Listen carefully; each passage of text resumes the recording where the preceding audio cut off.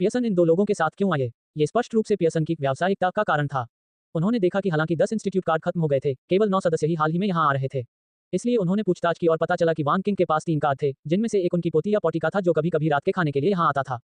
इसलिए पियर्सन एक नया विचार लेकर आए। आयात करने के बाद वह वांग कियांग को बंधक कार्ड ऋण देने के लिए नौकरी में सफल रही जब उसने अपने स्थान को रात के खाने पर नहीं पाया। हालांकि इसके लिए अभी भी जांग हान की मंजूरी की आवश्यकता थी। इसलिए पियर्सन रेस्तरां में प्रवेश करने के बाद सीधे जांग हान के पास गया और शर्मिंदगी से फुसफुसाया, बॉस, मैं आपसे एक एहसान मांगना चाहता हूँ। पियर्सन को एक बार भी कुछ भी देखने को नहीं मिला जब उसने खुद को अन्य समय में अन्य रेस्तरां में पहचान लिया।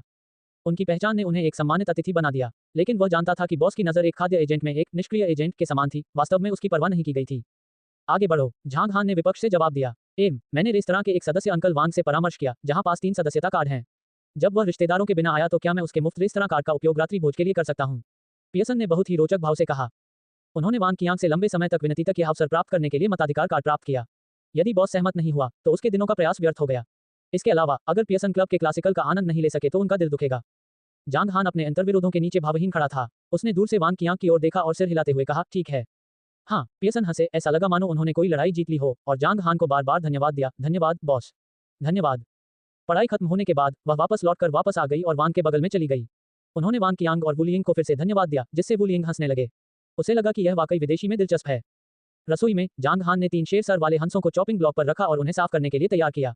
जैसे ही जांग हान आगे बढ़ा पियर्सन ने पलट कर देखा। ये शेर के सिर वाले हंस जैसे दिखते हैं, लेकिन ये इतने बड़े क्यों हैं? मैं सोच रहा हूँ कि बॉस इन 3 शेर सर वाले हंसों के साथ किस तरह के व्यंजन पकाएंगे। पियर्सन की अंतिम चमक उजागर। उन्हें विश्वास था कि शेर सर वाले हंसों के सरदारों से मुलाकात की जानी चाहिए। इस दृश्य में रेस्तरां में मौजूद लोगों का भी ध्यान खींचा गया है और उन्होंने अपने मोबाइल फोन भी नीचे दिए हैं। झांग हान की खाना पकाने की प्रक्रिया आंखों के लिए एक दावत थी। कुछ लोगों को अभी भी पहली बार याद आया कि जब झांग हान ने देश फैलाया था। उसके हाथ, जो ताइची वृद्ध धूमिल हो रहे थे, और अंश जो धीरे धीरे बालों की तरह हो गए, चमत्कार की तरह थे। लोगों की नजरों के नीचे झांग हान ने लापरवाही से एक हड्डी तोड़ने वाला चाकू निकाला। चाकू झांग हान के हाथ में एक चक्र में घूम गया और झांग हान ने उसे अपने पिछले हाथ से पकड़ लिया। उसने चाकू की नोक से एक हंस की छाती में चीरा लगाया, लेकिन किसी भी आंत को चोट नहीं पहुंची। ये शक्ति नियंत्रण की एक तकनीक थी। फिर झांग हान उस खाई में पहुंचा और सावधानी से हंस के कलेजे को बाहर निकाला जो उसकी हथेली से भी बड़ा था। मैंने क्या देखा? पियर्सन अचानक उठ खड़ा हुआ। उसने हंस के कलेजे पर अपनी नजरें गड़ा दी और बोला, यह इतना बड़ा कैसे हो सकता है? ये हंस का कलेजा संभवतः 1000 ग्राम से भी अधिक का है ना? क्या शेर के सिर वाले हंस का जिगर इतना बड़ा होता है?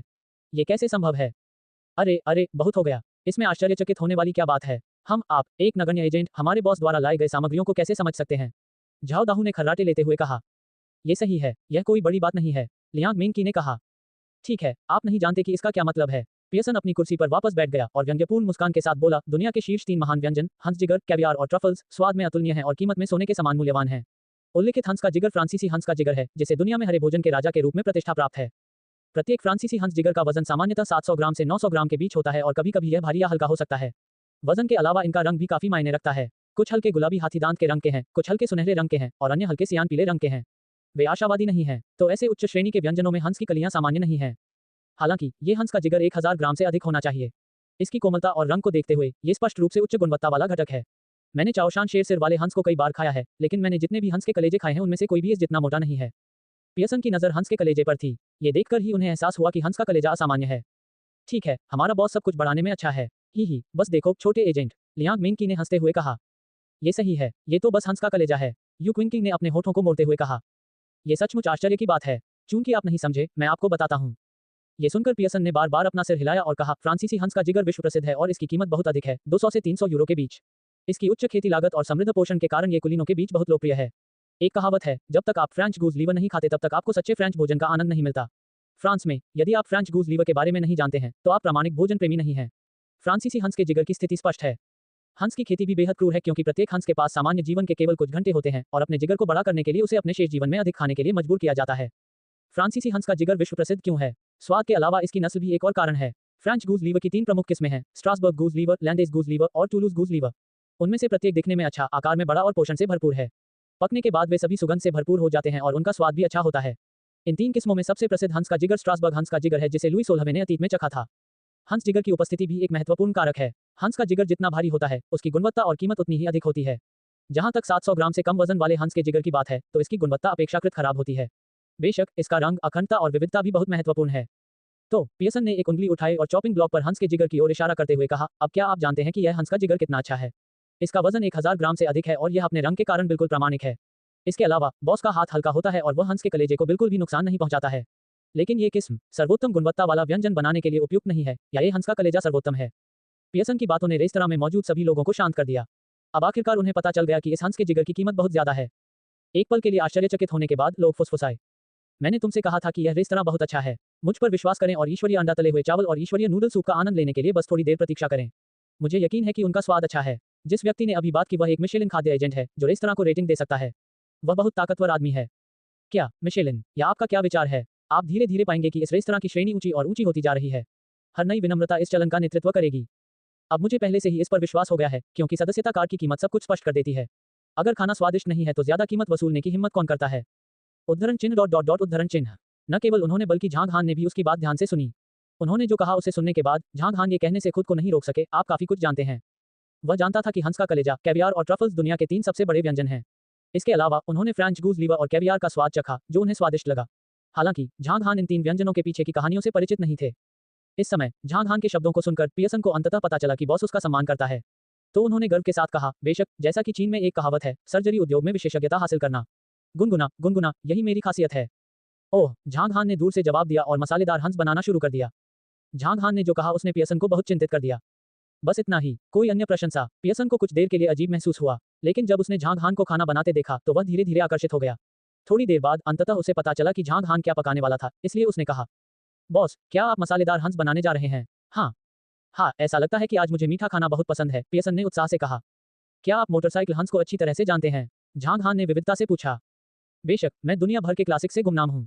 सामान्यतया शेर सिर वाले हंस से बने ब्राजीलियाई हंस को चाओशान ब्राजीलियाई हंस कहा जाता है। मैंने इसे पहले भी 2 बार खाया था और मुझे लगा था कि इसका स्वाद बहुत अच्छा है। हालांकि चीन में रेस्तरां अब स्टार आर रेटेड रेस्तरां पर आवेदन नहीं कर सकते हैं। अन्यथा मैं निश्चित रूप से एक एक करके कैसल का नमूना लूंगा। पियर्सन ने सिर हिलाते हुए कहा। बोस, आप इन हंस कलेजों के साथ क्या करने जा रहे हैं? पियर्सन ने भावुक समुद्र तट से भरी और उत्सुकता से पूछी।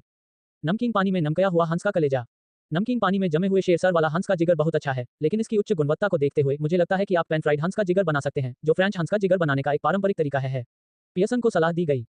ठीक लगता है, झांग हान ने सिर हिलाया। उदाहरण के लिए, एक हंस का कलेजा निकाला गया और उसे भून लिया गया। ये खाना पकाना पारंपरिक तरीका था, और उसने 2 हंस कलेजों के साथ अन्य मसालों का पानी में घोलिया हुआ हंस कलेजा बनाया। शेरसर वाले हंस को तोड़ने के समय उन्होंने एक ही समय में मसाले, टमाटर और अंडे के मसाले और मसाले के साथ आलू के मसाले को लहसुन की चटनी के साथ तैयार किया। जब पोस्चोरल और माउंटेड से प्रस्थान किया गया तो लियांग मेंकी, पियर्सन और अन्य सभी ने कैसल हंस के जिगर को देखा। पियर्सन भी खुद पर फिजियोलॉजी नहीं रख पाए। ये शीर्षक गुणवत्ता में था, लेकिन वह नहीं जानता था कि यह फ्रेंच गूज मॉडल से अधिक स्वादिष्ट क्या होगा। हालांकि उसकी नजर में झांग हान ने सीधे हंस के जिगर की 2 प्लेटें लीं और दूसरी मंजिल की ओर कदम बढ़ाए। नहीं नहीं नहीं, पियर्सन का चेहरा बदल दिया गया। उसने झटके से उठाया और बोला, बोस, तुमने सब क्यों लिया? क्या आप हमारे लिए कुछ नहीं? ओह, झांग हान ने उस पर नजर डाली, मासूमियत दिखाते हुए मजाक किया, अगर तुम छोटे और प्यारे हो तो मैं सारा संगीत हंस ले लूंगा। नहीं, यू क्विंकिंग चिल्लाया, खड़ा हुआ और पियर्सन को गुस्से से घूरते हुए कहा, आपको आभारी होना चाहिए कि आप सदस्यों के लिए भोजन कर सकते हैं। आप अपनी किस्मत को कैसे आगे बढ़ा सकते हैं? बॉस, उसे अकेला छोड़ दो और बस अपना काम करो। आप मसालेदार हंस को दूर नहीं ले जा सकते। यू क्विंकिंग, जिसे मांस सबसे ज्यादा पसंद था, मसालेदार हंस को अपनी आंखों के सामने से फिसलते हुए स्वीकार नहीं कर सकी। ओह, पियर्सन ने झांग हान को दर्द से देखा और कहा, बॉस, क्या मैं थोड़ी कोशिश कर सकता हूँ, बस थोड़ी सी? बॉस, असल में मैं भी एक कोशिश करना चाहता हूँ, लियांग मेंग की फुसफुसाए। बॉस, मुझे खाना नहीं है, लेकिन मैं अपने पिता को हंस के जिगर का टुकड़ा देना चाहता हूँ, सुन डोंगिंग ने शर्माते हुए कहा। पियर्सन ने अभी जो कहा उससे उसे हंस के कलेजे के मूल्य का पता चल गया। ये पियर्सन के स्वर से पता चला कि हंस का जिगर फ्रांसीसी हंस के जिगर से कमतर नहीं था और सर्वोत्तम गुणवत्ता का था। इसलिए सन डोंगिंग चाहते थे कि उनके पिता एक कोशिश करें। वह नहीं जानता था कि उसके पिता कितने समय तक जीवित रह सकते हैं, इसलिए वह स्वाभाविक रूप से चाहता था कि उसके पिता अधिक स्वादिष्ट भोजन का स्वाद चखें। झांग हान ने भीड़ की ओर देखा। उनकी उत्सुकता भरी आंखों को देखकर वह मुस्कुराया और बोला, मैं तुम्हारे लिए प्रति व्यक्ति हंस के कलेजे का एक टुकड़ा छोड़ जाऊंगा। ये सदस्य झांग हान का सम्मान करते थे और उनमें से सन मिंग, लियांग मेंग की को मिंगमैन का साथ अच्छा लगता था। सन मिंग जब भी आते थे तो छोटे छोटे उपहार लाते थे, जबकि लियांग मेंग की मिंगमैन के साथ खेलने के हर अवसर का लाभ उठाते थे। इसलिए झांग हान को उनके प्रति उचित सम्मान दिखाना पड़ा। हालांकि ये देखते हुए कि वहां बहुत अधिक हंस का जिगर नहीं था, झांग हान ने उनमें से प्रत्येक को एक टुकड़ा दिया, जो लियांग मेंग की जैसे लोगों के लिए कुछ और लेने के लिए पर्याप्त था। धन्यवाद मालिक, धन्यवाद मालिक, उन्होंने झांग हान को बार बार धन्यवाद दिया। लेकिन ये दृश्य दूसरी तरफ सामान्य खाने वालों के लिए ईर्ष्या का विषय बन गया। हालांकि सदस्यता कार्ड की कीमत हास्यास्पद रूप से अधिक थी, सदस्य बनने के बाद वे बहुत से व्यंजनों की मांग कर सकते थे। इसके साथ ही उन्होंने अपरिहार्य रूप से इस वास्तविकता पर आह भरी कि मेहमानों ने अप्रत्याशित रूप से इस रेस्तरां में भोजन के लिए भीख मांगी, जिसे सेवा प्रदान करनी चाहिए थी। अगर ये अब बाहर आया तो बड़ा हंगामा मच जाएगा। यह अनुमान लगाया गया था कि अनगिनत लोग कहेंगे कि इस रेस्तरां का बॉस बहुत घमंडी था। हालांकि क्या वह अहंकारी था? उन सदस्यों के खुश चेहरों को देखकर लग रहा था कि वे दिल से बॉस के आभारी हैं। जैसे ही झांग हान ने उनके लिए हंस का जिगर छोड़ा, जियान और जोफी भी अंदर आए। जियान ने अभी भी एक टोपी और धूप का चश्मा पहना हुआ था। अंदर कदम रखने के बाद उसे मसालेदार हंस की सुगंध महसूस हुई। व्यंजन तैयार हैं। हाँ हाँ, जीजाजी तो बहुत बढ़िया हैं। जल्दी करो। जूफी जल्दी से ऊपर चला गया। लेकिन जब जियान ऊपर गई और लियाना को झांग ली के साथ बैठे देखा तो वह थोड़ी भ्रमित और शत्रुतापूर्ण हो गई। यह महिला कौन है? झांग हान के प्रति लियाना की मुस्कुराहट ने जियान को बहुत असहज कर दिया, इसलिए उसने दूर से कहा, वह कौन है? तभी झांग ली ने मसालेदार हंस से अपनी आंखें वापस ले लीं। जियान की बातें सुनने के बाद उसने मुस्कुराते हुए जवाब दिया, भाभी, मुझे उससे मिलवा दो। यह मेरी सबसे अच्छी दोस्त लियाना है। अन्ना, यह मेरी खूबसूरत भाभी है। लियाना जल्दी से खड़ी हो गई और जियान के सामने चली गई। वह अपना हाथ आगे बढ़ाते हुए मुस्कुराए। वह अपना नाम नहीं जानती थी और अपनी भाभी को बुलाना नहीं चाहती थी, इसलिए उसने सीधे कहा, हेलो। अच्छी तरह से नमस्ते। जियान मुस्कुराया। उससे हाथ मिलाने के बाद उसने सीधे अपनी टोपी और धूप का चश्मा उतार दिया। जब लिएना ने जियान के नाजुक गाल देखे तो वह बेहोश हो गई। उसने उम्मीद नहीं की थी कि मिंगमैन की मां वास्तव में अच्छी दिखने वाली होगी। हालांकि जितना अधिक उसने जियान को देखा उतना ही वह उससे परिचित हो गई जैसे उसने उसे कहीं देखा हो। आखिरकार उसे याद आया कि पिछले 2 दिनों में उसने संयोगवश समाचार देखा था। उसने अपना मुंह खोला और आश्चर्य से कहा, जियान, क्या आप जियान हैं? ओह हाँ, मेरी माँ का नाम जियान है। वह सबसे खूबसूरत महिला है। सोफे पर बैठकर मिंगमैन ने अपने पैर और हाथ आगे पीछे घुमाए और उसकी बड़ी बड़ी नम आंखें गंभीरता से भरी थीं। वह वास्तव में सुंदर है। लियाना ने होंठ भींचे और मिश्रित भावनाओं के साथ कहा, मुझे आश्चर्य है कि इतने सुंदर और प्यारे बच्चे को किसने जन्म दिया। यह जियान निकला जिससे मैं समझ सकता हूँ। नमस्ते सिस्टर जियान। हालांकि उसके शब्द विनम्र थे, लियाना कुछ हद तक निराश थी, न केवल जियान की अच्छाई के कारण बल्कि इसलिए भी क्योंकि वह जानती थी कि उसके लिए झांग हान के साथ रहने का कोई रास्ता नहीं था। वह गोरी सुंदरी थी, लेकिन शक्ल सूरत के मामले में वह जियान की बराबरी नहीं कर सकती थी। अन्ना, आओ और बैठो। बस अपने आप को घर पर बनाओ, जियान ने मुस्कुराते हुए कहा। उसने नरमी से काम लिया और यहाँ की परिचारिका की तरह बोली। यहाँ तक कि लियाना को भी लगा कि वह और झांग हान एक दूसरे के प्रति समर्पित थे और खुले तौर पर स्नेही थे। सामान्य समय में जोऊफी कुछ मजेदार टिप्पणियां कर सकती थी, लेकिन उसकी नजर अब मसालेदार हंस पर पड़ गई थी। सिस्टर जियान, कृपया बैठिए। भाई झांग हान मेरे साथ बहुत अच्छा व्यवहार करते हैं। मैं यहाँ बिल्कुल भी कठोर नहीं हूँ। बैठने के बाद लियाना ने मुस्कुराते हुए कहा, वास्तव में वह एक अच्छा इंसान है, नहीं तो हम साथ नहीं रहेंगे। जियान ने मुस्कुराते हुए कहा। जैसे ही उसने ये कहा अन्य लोग स्तब्ध रह गए। फिर झांग ली और जोऊफी ने एक दूसरे की ओर देखा, दोनों को एक दूसरे की आंखों में मुस्कान दिखी। जियान स्वामित्व की घोषणा को अपना रहा था, जिसका मतलब था कि वह और झांग हान करीब आ सकते हैं। झांग ली और जोऊफी को पूरी उम्मीद थी कि वे एक साथ हो सकते हैं, लेकिन झांग ली अपेक्षाकृत चिंतित थे। उसके भाई की पहले भी गर्लफ्रेंड थी और वह प्यार में नौसिखिया नहीं था। उसने जियान के सामने कार्रवाई क्यों नहीं की? वह बहुत चिंतित थी। जियान के बैठने के बाद उसने सुंदर आंखों से झांग हान की ओर देखा और कहा, कृपया बैठो। आप इतने समय से व्यस्त हैं, चलो खाना शुरू करें। झांग हान ने मुस्कुराते हुए जियान की ओर देखा। उसके बैठने के बाद सब लोग खाने लगे। फिर दूसरी मंजिल पर समय समय पर प्रशंसा सुनाई देती रही। झांग हान ने लोगों को नीचे 1.5 बड़े कलहंस छोड़ दिए जिन्हें पंखों और पैरों को छोड़कर टुकड़ों में काट दिया गया। झांग हान ने तेजी से और सटीकता से आसानी से 3 बड़े हंसों को टुकड़ों में काट दिया। प्रत्येक टुकड़ा न तो बहुत बड़ा था और न ही बहुत छोटा और लोगों को लोटपोट कर देता था। चूंकि शेर के सिर वाला हंस आकार में छोटा नहीं था, इसलिए केवल एक मसालेदार हंस ही उनके लिए पर्याप्त था। झांग हान ने विशेष रूप से एक अन्य हंस से पंख और पैर ले लिए और अन्य हिस्सों को मिंगमैन के लिए छोड़ दिया, लेकिन उसने लियांग मिंग की और अन्य सदस्यों को पंखों और पैरों के साथ एक पूरा हंस भी छोड़ दिया। जब लियांग मिंग की और अन्य सभी अपने अपने बर्तन लेकर मेज पर बैठ गए तो पियर्सन ने सबसे पहले मसालेदार हंस का एक टुकड़ा खाया और वह अचानक नशे में हो गया। Ouch ouch ouch. पियर्सन गंभीर दिखे। जब उसने हंस का एक कौर खा लिया तो वह अपने मूल्यांकन का दावा करने से खुद को नहीं रोक सका। हे भगवान, ये हंस का मांस सबसे अच्छा भोजन है जो मैंने कभी खाया है। यह न केवल अत्यंत उच्च गुणवत्ता वाला है बल्कि इसमें रंग, सुगंध, स्वाद और स्वरूप का उत्तम संयोजन भी है। हालांकि हंस का आकार इतना बड़ा होता है, लेकिन इसमें अधिक वसा नहीं होती है। इसकी त्वचा नर्म और कोमल होती है और इसका मांस चबाने योग्य और कोमल दोनों होता है। मोटा होता है लेकिन चिकना नहीं होता है। अच्छा मांस, अच्छा मांस। ये दुनिया का सबसे अच्छा खाना है। हंस के कलेजे का एक और टुकड़ा ले लो। पियर्सन ने नमकीन पानी से लथपथ हंस के कलेजे का एक टुकड़ा उठाया और अपने मुंह में डाल लिया। उसने आंखें बंद करके इसका स्वाद चखा। खाना खत्म करने के बाद उसकी आंखों में कांच लग गया। उन्होंने प्रशंसा की। यह कोमल, नर्म और चिकना है और इसका स्वाद वर्णन से परे है। अरे बाप रे, इसकी तुलना शीर्षशाही हंस के जिगर से भी की जा सकती है। ये हंस के जिगर में सिर्फ लुई वुइटन और प्रादा है। अविश्वसनीय। फिर पैन फ्राइड गूज लीवा आजमाएं। हो, हे भगवान, ये स्वाद फ्रांसीसी रूढ़िवादी हंस के जिगर से भी बेहतर है। ये शेर के सिर वाले हंस से कैसे आ सकता है? ये सामान्य रूप से पाले गए हंस का जिगर कैसे हो सकता है? इसका स्वाद बहुत बढ़िया है और यह सबसे स्वादिष्ट हंस कलेजी है जिसे मैंने कभी चखा है। शेर के सिर वाले हंस का स्वाद चखने के बाद पियर्सन ने हंस का मांस खाना जारी नहीं रखा बल्कि अन्य व्यंजनों का स्वाद चखा। अंततः मैं यहाँ खाना खा सकता हूँ। मुझे कुछ दिन पहले ही इसे देखना था। पहले मुझे इसे आजमाने दो। ये घर पर पकाया हुआ बीन्स के साथ पका हुआ आलू इतना स्वादिष्ट क्यों है? खीरे की सुगंध सुखद है। ये खीरे का राजा है। यह अविश्वसनीय है कि टमाटर और अंडे का सूप, इतना आम सूप में इतनी शुद्ध सुगंध है। और जब लियांग मिंग की और अन्य लोगों ने पियर्सन की पेशेवर टिप्पणियां सुनी तो उन्होंने कुछ नहीं कहा, लेकिन रात के खाने का आनंद लिया, जबकि दूसरी तरफ साधारण मेज पर मौजूद मेहमान थोड़ा चकित रह गए। उनके खाने की गति धीरे धीरे धीमी हो गई। जैसा कि पियर्सन ने कहा था, वे वहां भोजन को घूरते रहे और उनमें से 2 ने उत्सुक आंखों से भोजन को पकड़ने का प्रयास भी किया। हालांकि उन्हें ठीक ठीक पता नहीं था कि स्वाद क्या है, लेकिन वे मसालेदार हंस की सुगंध बर्दाश्त नहीं कर सके। भोजन प्रेमियों के लिए सबसे असहनीय बात यह थी कि वे अपने सामने स्वादिष्ट भोजन नहीं खा सकते थे। इसलिए उस वक्त उनका मूड खराब था। पियर्सन की बातें सुनने के बाद एक आदमी मेज पर हाथ मारने से खुद को नहीं रोक सका। ऐसा लग रहा था कि वह रोने वाला था और उदास होकर बोला, बड़ा भाई, कृपया बड़बड़ाना बंद करें। आप क्या कर रहे हो? खाते खाते हमें भूख लग रही है। बड़े भाई, कृपया चुप रहो। जैसे ही उन्होंने बोला, कई अन्य लोगों ने प्रतिक्रिया व्यक्त की और अत्यधिक दुख व्यक्त किया। ये सही है, एजेंट भाई, कहना बंद करो। अब और टिप्पणी न करें। आपने जो कहा उससे मेरी लार नूडल सूप में प्रवाहित हो गई। आपका इस तरह की टिप्पणी करना बहुत क्रूर है, जो अंडा तला हुआ चावल खाते समय हमारे मूड को बुरी तरह प्रभावित करता है। कृपया इसके बारे में बात करना बंद करें, अन्यथा हम आपके बारे में शिकायत करने के लिए बॉस को ढूंढ लेंगे। ये सुनकर पियर्सन चौंक गया और उसने तुरंत कहा, ठीक है, मुझे पता है। मुझे माफ करें, मैं रोक दूंगा। उसकी हिम्मत नहीं हुई कि इन लोगों को उसके बारे में शिकायत करने दे। इस रेस्तरां में स्वादिष्ट भोजन का आनंद लेने के लिए उन्होंने कुछ प्रयास किए। यदि उनकी टिप्पणियों के कारण उनकी योग्यता समाप्त हो जाती तो वे बहुत उदास हो जाते। संक्षेप में, इससे कोई फर्क नहीं पड़ता कि पियर्सन ने क्या सोचा, गैर सदस्यों को थोड़ा दुख हुआ, हालांकि अंडा तला हुआ चावल और नूडल सूप हमेशा की तरह सुगंधित थे। कल्पना कीजिए जब आप रेस्तरां में अपने पसंदीदा मांस व्यंजनों के साथ स्वादिष्ट अंडा तला हुआ चावल खा रहे थे, जिसे उन्हें पास में परोसे गए खाने की अनुमति नहीं थी, और एक आदमी कहता रहा कि भोजन कितना स्वादिष्ट था। भोजन की खुशबू के साथ साथ मसालेदार हंस की शक्ल देखकर आपको ईर्ष्या होना लाजमी था। परिणामस्वरूप मेहमानों के पहले समूह को आज रात्रिभोज का बहुत ही खराब अनुभव हुआ। जब उन्होंने मांस लगभग खा लिया तो गैर सदस्यों ने हमेशा की तरह अंडे के तले हुए चावल और नूडल सूप का स्वाद चखा। रात्रि भोज के बाद रेस्तरां शांत हो गया। झांग ली और जो फी ने रेस्तरां की सफाई की और दूसरी मंजिल पर कुछ देर तक बातचीत की। फिर झांग ली और ली अन्ना घर चले गए। जियान यूनियन गार्डन लौटना चाहता था। मिंगमैन की अनुमति से वे बाहर गए और पूर्वी की ओर चले गए। झांग हान ने जियान और मिंगमैन को लिया, जबकि जो फी ने अपनी मर्सिडीज अकेले चलाई। चूंकि जियान और मिंगमैन उसकी कार में नहीं थे, इसलिए उसे सीधे लोकप्रिय गाने जोर से बजाने की कोई झिझक नहीं थी। जैसे ही उसने रेडियो चालू किया, एक गाना बज उठा जो उसने पहले कभी नहीं सुना था। खुशियों की गली में हाथ डालकर चलते हुए, जब हवा धीरे धीरे चलती है तो हम एक दूसरे से चिपक जाते हैं। प्यार भरी आंखों में जोश भर जाता है। सुनते समय जोफी का चेहरा धीरे धीरे निराशा से कठोर हो गया। क्या गीत कौन सा है? एक नया गाना। ये गाना निश्चित रूप से लोकप्रिय होगा। जब वह गाड़ी चला रही थी, जोफी ने इसे गंभीरता से नहीं सुना।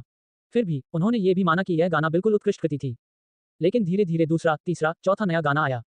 धत्तेरी की, क्या हुआ? इतने सारे नए गाने क्यों हैं? मैंने कोई समाचार क्यों नहीं सुना? हे भगवान! जोफी क्रोधित हो गया और इन गानों के बारे में जानकारी खोजना चाहता था। हालांकि वह ऐसा तब तक नहीं कर सकी जब तक वह यूनियन गार्डन नहीं लौटी, क्योंकि वह गाड़ी चला रही थी।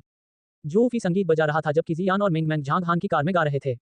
उन्होंने साथ में लेट इट गो गाना गाया। मिंगमैन की स्पष्ट और कोमल आवाज ने जियान की स्वर्गीय आवाज के साथ मिलकर कार में रेडियो द्वारा बजाए गए संगीत की तुलना में अधिक सुखद माहौल बनाया। झांग हान को सहजता महसूस हुई। गाड़ी चलाते समय उन्होंने लाइव गाने सुने। इस तरह का जीवन वास्तव में रोमांटिक था। दूसरी ओर झांग ली ने मासेराती चलाई और ली अन्ना को उसके किराए के आवास पर ले गया। ली अन्ना ने खिड़की से बाहर देखा और आह भरी। मिस ली, आपको क्या हुआ है? आपने 80 बार आह भरी है। तुम्हें मेरे भाई से कुछ खास लगाव है ना? झांग ली ने बेबसी से कहा। हाँ, भाई झांग हान बहुत उत्कृष्ट हैं। उसके प्रति अच्छा व्यवहार होना सामान्य बात है। ली अन्ना ने मुंह बनाकर थोड़ा उदास महसूस करते हुए कहा। नहीं, झांग ली ने गहरी सांस ली और अधिक अनिच्छुक स्वर में कहा, क्या तुमने नहीं देखा? क्या, मेरी भाभी? मैंने उसे देखा था, तो क्या हुआ? आपने उसे देखा है तो आपने हार क्यों नहीं मानी? झांग ली ने अपनी अभिव्यक्ति में गहरा इस्तीफा दिखाया। क्या चमचागिरी करने वाली महिला की बुद्धिमत्ता नकारात्मक हो गई? नहीं, भले ही भाई झांग हान की पत्नी हो, फिर भी मैं उसे पसंद करता हूँ। ली अन्ना ने गंभीरता से कहा। हे भगवान, आप क्या कह रहे हैं? मैं आपसे विनती करता हूं कि आप मेरे भाई के प्रति कोई खास लगाव न रखें, नहीं तो मैं अगली बार आपको रेस्तरां में नहीं ले जाऊंगा। झांग ली ने गहरे इस्तीफे के साथ कहा। अगर आप मुझे रेस्तरां में नहीं ले जाएंगे तो मैं खुद चला जाऊंगा। गुंजन, ली अन्ना ने आंखें चमकाते हुए फुसफुसाकर कहा। बिल्कुल नहीं। झांग ली ने थोड़ा भौहें चढ़ाई और गंभीरता से कहा, ली अन्ना, तुम ऐसा नहीं कर सकती। मैं तुम्हें वहां ले चलता हूं। अगर तुम मेरे भाई और भाभी को परेशान करोगे तो मैं पापी बन जाऊंगी। इसके अलावा मेरे भाई और मेरी भाभी के बीच का रिश्ता है। झांग ली रुक गए, यह महसूस करते हुए कि झांग ली वास्तव में गंभीर थी। ली अन्ना ने हंसते हुए कहा, ठीक है, मैं तुम्हें चिढ़ा रहा हूं। बेशक मुझे भाई झांग हान पसंद है, लेकिन मैं उसे लूटना नहीं चाहता। मुझे केवल वे स्नेही पुरुष पसंद हैं जो विशेष रूप से सक्षम हैं। चिंता मत करो, मुझे पता है क्या करना है। मैं बच्चा नहीं हूँ। हुश, ये सुनते ही झांग ली ने लंबी सांस छोड़ते हुए अपनी सांस छोड़ी। उसने ली अन्ना को गुस्से से घूर कर देखा और गुस्से से कहा, तुम बीमार लग रहे हो। तुमने मुझे क्यों चिढ़ाया? तुम सच में पागल हो। बेहतर होगा कि आप आकार ले लें। मुझे शर्मिंदा मत करो। ठीक है, मुझे पता है। ली अन्ना ने अपनी जीभ बाहर निकाली और झांग ली की ओर देखते हुए हैरान स्वर में कहा, आपने उनके रिश्ते का उल्लेख किया। भाई झांग हान और बहन जी यान के बीच संबंध कैसे हैं? आप बात करना क्यों बंद कर देते हैं? मैं तुम्हें बताना नहीं चाहता। झांग ली ने मना कर दिया। ऐसा मत करो, मेरे मन में केवल भाई झांग हान के प्रति थोड़ी सी प्रशंसा है। ये जानते हुए कि उसकी पत्नी जियान है, मैं वास्तव में उन्हें परेशान नहीं करना चाहता, बल्कि केवल उनकी खुशी की कामना करता हूँ। लेकिन मैं अभी भी उनकी गपशप के बारे में उत्सुक हूँ। लिली, कृपया मुझे बताओ। ली अन्ना ने गुनगुनाया। ठीक है, जैसा कि आप सही दिमाग में हैं, मैं आपको बताऊंगा।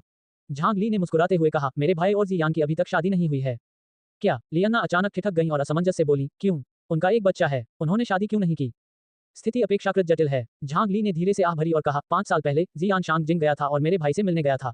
नतीजा ये हुआ कि वह गर्भवती हो गई। बच्चे को जन्म देने का फैसला करते हुए उन्होंने एंटरटेनमेंट सर्कल से संन्यास ले लिया। फिर उसे एक बच्चा हुआ और उसने उसका पालन पोषण किया। वह कुछ समय पहले ही मिंगमैन को मेरे भाई के पास लेकर आई थी। इसके अलावा मेरे भाई ने भी मिंगमैन के कारण शांग जिंग को छोड़ दिया। इस बिंदु पर झांग ली का स्वर गरिमापूर्ण हो गया और उसने कहा, मेरे भाई और जियान के बीच स्नेह लगातार बढ़ रहा है और एक साथ रहना उनका सबसे अच्छा अंत है। तो तुम्हें यह समझना चाहिए कि मुझे दूसरों की परवाह नहीं है जो मेरे भाई को पसंद करते हैं, लेकिन तुम मेरे सबसे अच्छे दोस्त हो। यदि तुम मेरे भाई का पीछा करोगे तो क्या होगा? उस स्थिति में मैं फेफी और अपनी भाभी का सामना कैसे करूंगी? अच्छा ऐसा है, ये वास्तव में एक उलझी हुई कहानी है। लियाना ने अपने होंठ भींचे और झांग ली को आश्वस्त करने वाली नजर से देखा। उसने गंभीरता से कहा, लिली, चिंता मत करो, मैं तुम्हें शर्मिंदा नहीं करूंगा। मैं चाहता हूं कि भविष्य में आप मुझे स्वादिष्ट भोजन खिलाने के लिए ले जाएं। यदि मैं कुछ मूर्खतापूर्ण कार्य करने के कारण भोजन का आनंद नहीं ले पाता, तो मुझे कितना दुख होगा। मैं आभारी हूं कि आप समझदार हैं। झांग ली ने धीरे से गुर्राया। झांग ली को चिंता थी कि लियाना को उसके भाई से प्यार हो गया है। उसने झांग हान के महिलाओं के प्रति आकर्षण पर कभी संदेह नहीं किया था। उसका बड़ा भाई मूल रूप से शांग जिंग में एक बंदी था और उसके बहुत सारे प्रशंसक थे। अब वह और अधिक आकर्षक हो गया क्योंकि वह पियानो बजा सकता था और स्वादिष्ट भोजन बना सकता था। दूसरी ओर, जब वे यूनियन गार्डन में लौटे तो जोफी कंप्यूटर चालू करने के लिए जल्दी से बेडरूम में चली गई। झांग हान और जियान लिविंग रूम में मिंगमैन के साथ थे। जियान हाल ही में बहुत दबाव में था। हालांकि उसके एल्बम की बिक्री नकारात्मक थी और उसे दूसरों का मजाक लगता था, लेकिन वह हार नहीं मानना चाहती थी। वर्तमान में असफलता का मतलब यह नहीं कि वह भविष्य में असफल होगी। कड़ी मेहनत और कष्ट का फल हमेशा नहीं मिल सकता है, लेकिन अगर लोगों ने महान प्रयास नहीं किए तो उन्हें कभी भी पुरस्कृत नहीं किया जाएगा। इसलिए जियान ने अपनी मानसिकता को काम के अनुसार समायोजित कर लिया था। वह सिर्फ खुद को साबित करना चाहती थी। हालांकि उस पर काम का बहुत दबाव था, लेकिन जब वह मिंगमैन के साथ घर पर थी तो उसे शारीरिक और मानसिक रूप से सहजता महसूस हुई। झांग हान का साथ पाकर अच्छा लग रहा था। वास्तव में वह एक परिवार केंद्रित व्यक्ति था और अन्य लोग उसे एक अच्छा पति मानते थे। जियान के दिमाग में अचानक ये विचार आया, अच्छा पति, जियान, तुम क्या सोच रहे हो? जियान अचानक बेहोश हो गई और उसका चेहरा लाल हो गया और वह स्तब्ध रह गई। ये सब अनुमान था। पति, वाह वाह वाह, वह केवल अच्छा खाना बनाता था। गुंजन, खराब लकड़ी। माँ, आप शर्मा रही हैं। ये देखकर कि माँ ने बहुत देर तक कुछ नहीं कहा, मिंगमैन ने उनकी ओर देखा और उत्सुकता से पूछा, क्या मैं शर्मा रहा हूँ? मुझे महसूस होना चाहिए थोड़ी गर्मी। जियान ने पलकें झपकाईं। उसने देखा कि झांग हान उसके गालों को देख रहा था। उसकी आंखें जादू से भरी लग रही थीं, जिससे जियान के गाल और अधिक गर्म हो गए। मुझे अपने आप पर नियंत्रण रखना चाहिए। ये बहुत शर्मनाक है। मैं आसानी से क्यों शर्मा जाता हूँ? मुझे शांत हो जाना चाहिए। चूंकि शर्माना बेकाबू था, जियान शांत होने के लिए केवल गहरी सांस ले सकता था। हालांकि ये जोफी ही थी जिसने अंततः उसे बचाया। तभी जोफी के शयनकक्ष का दरवाजा एक धमाके के साथ खुला। जोफी का सिर दरवाजे से टकराया। उसने जियान को चौड़ी आंखों से देखा और चिल्लाया, बड़ी बहन यान, चलो जल्दी करो, कुछ महत्वपूर्ण घटित हुआ है।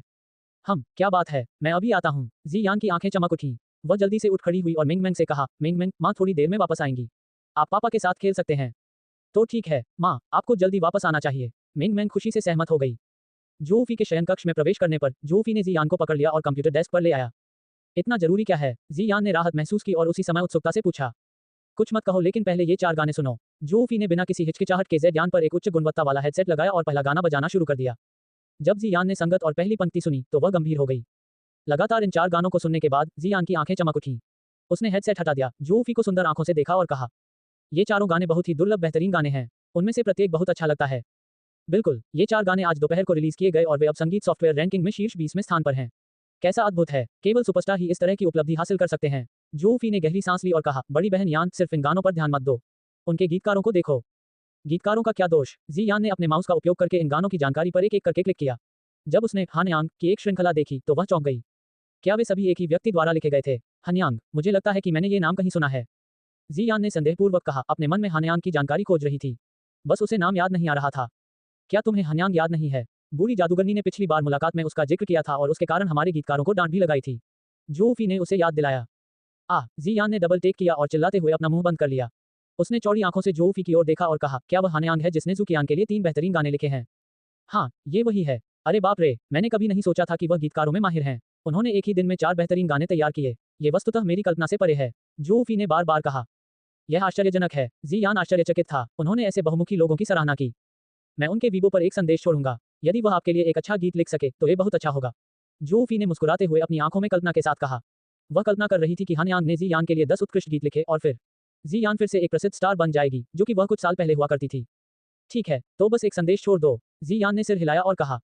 वैसे इस वीडियो को देखें। जोफी पृथ्वी पर वापस आए और ज़ुकियान के हानयांग के परिचय की एक वीडियो क्लिप चलाई। देखिए, वह हानयांग से परिचित है और कहता है कि हानयांग एक 26 वर्षीय व्यक्ति है जिसकी एक प्यारी बेटी है और वह बहुमुखी और सहज दोनों है। वह आपके सपने में आपके राजकुमार के समान है। जोफी ने हंसते हुए कहा। आकर्षक राजकुमार, मेरी पहले से ही एक बेटी है। जियान ने जोफी की ओर अपनी आंखें घुमाई। बड़ी बहन यान, आप केवल 26 साल की हैं और अभी भी एक रोमांटिक रिश्ते का आनंद ले सकती हैं। आप कोई सपना क्यों नहीं देख सकते? लेकिन तुम्हारे पास तो मेरा जीजा पहले से ही है। जोफी बोलते समय अचानक चिल्लाया। उसने कहा, बड़ी बहन यान, मुझे लगता है कि ज़ुकियान के विवरण के अनुसार वह आदमी मेरे बहनोई जैसा ही है। वे सभी कैजुअल हैं और उनकी एक खूबसूरत बेटी है। बहुत खूब।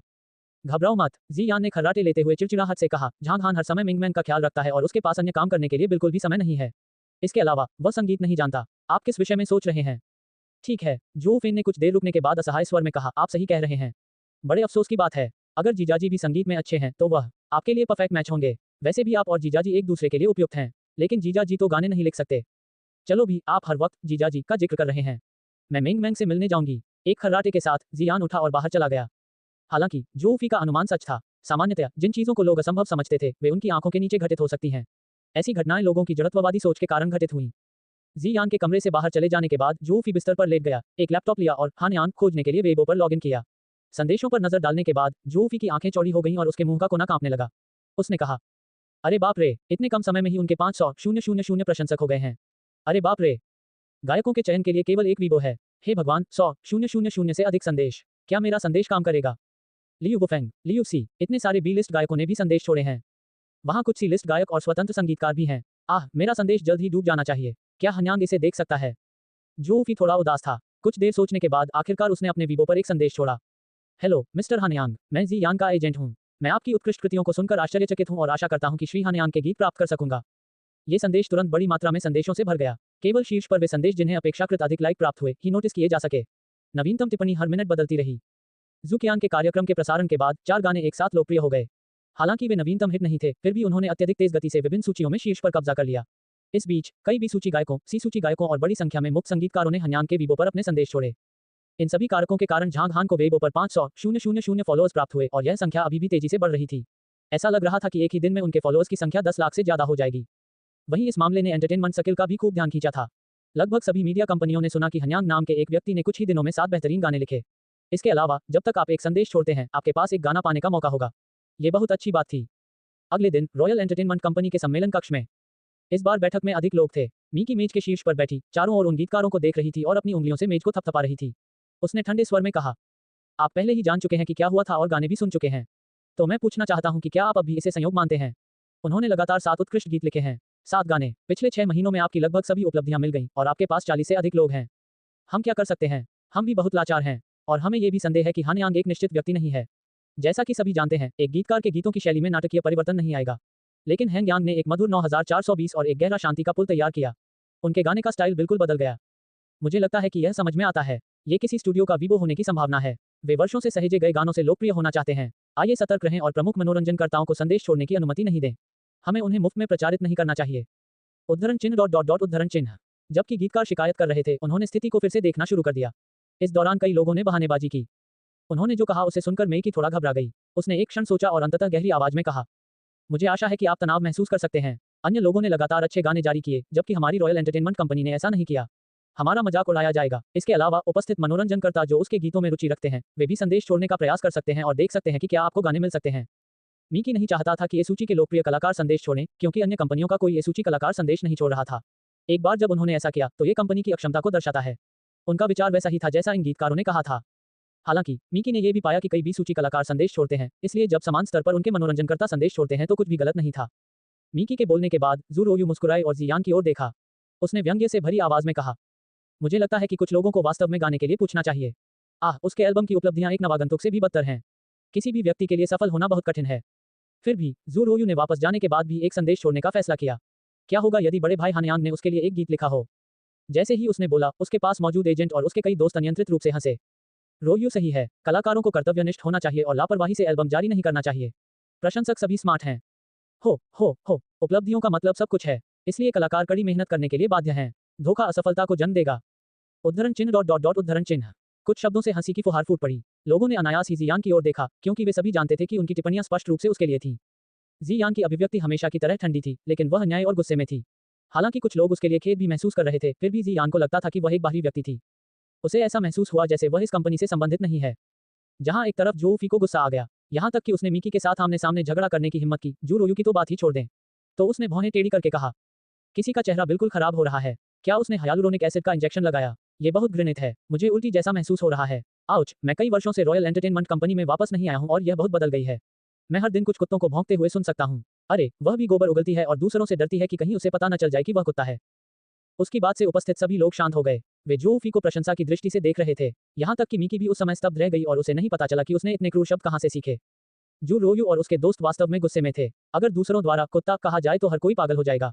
जू रोयू के एजेंट ने मेज थपथपाई और गुर्राया, तुम किस बारे में बात कर रहे हो? क्या आप विनम्र नहीं हो सकते? क्या आप नहीं जानते कि हम एक बैठक कर रहे हैं? मुझे नहीं लगता कि आप जैसे लोग रॉयल एंटरटेनमेंट कंपनी में काम करने के लायक हैं। आउच, मैंने कुत्ते का भौंकना क्यों सुना? जू फी ने बस अपने कान उठाए और जी यान की ओर देखे बिना उसकी ओर देखा। उसने संदेह से कहा, बड़ी बहन यान, क्या तुमने कुत्ते को भौंकते हुए सुना? क्या मुझे मतिभ्रम हुआ? क्या ऐशा, वह कुत्ता जिसे मैंने एक बार खो दिया था, वापस आ गया है? उनकी आवाजें काफी मिलती जुलती हैं। ये संभव है, जी यान ने गंभीरता से उत्तर दिया। आप, जू रोयू ने मेज थपथपाए और गुस्से से उठ खड़ी हुई। वह अपना आपा खोती दिख रही थी। बस काफी है। मीकी का चेहरा काला पड़ गया और उसने कहा, हम एक बैठक कर रहे हैं। आप क्या करना चाहते हैं? क्या आप विद्रोह करना चाहते हैं? तुम ढीठ हो, ये कंपनी है, यदि तुम झगड़ा करना चाहते हो तो यहाँ से चले जाओ। जैसे ही मीकी ने बोला, सभी लोग शांत हो गए। उसने जू रोयू और जियान पर अपनी नजरें गड़ा दी और खर्राटे लेते हुए कहा, छोटी सफलता पर गर्व मत करो। आप ए लिस्ट कलाकार भी नहीं हैं, तो फिर आपको किस बात पर गर्व है? उपलब्धियों के बिना आप इतने अहंकारी क्यों हैं? घर वापस जाओ और अपने आप को प्रतिबिंबित करो। बैठक खत्म हो गई। आखिरकार एक बैठक टूट गई। हालांकि इस तरह की बैठकें आम थीं, हन्यांग के कारण इन दिनों हर मीडिया कंपनी ने बहुत अधिक बैठकें आयोजित की।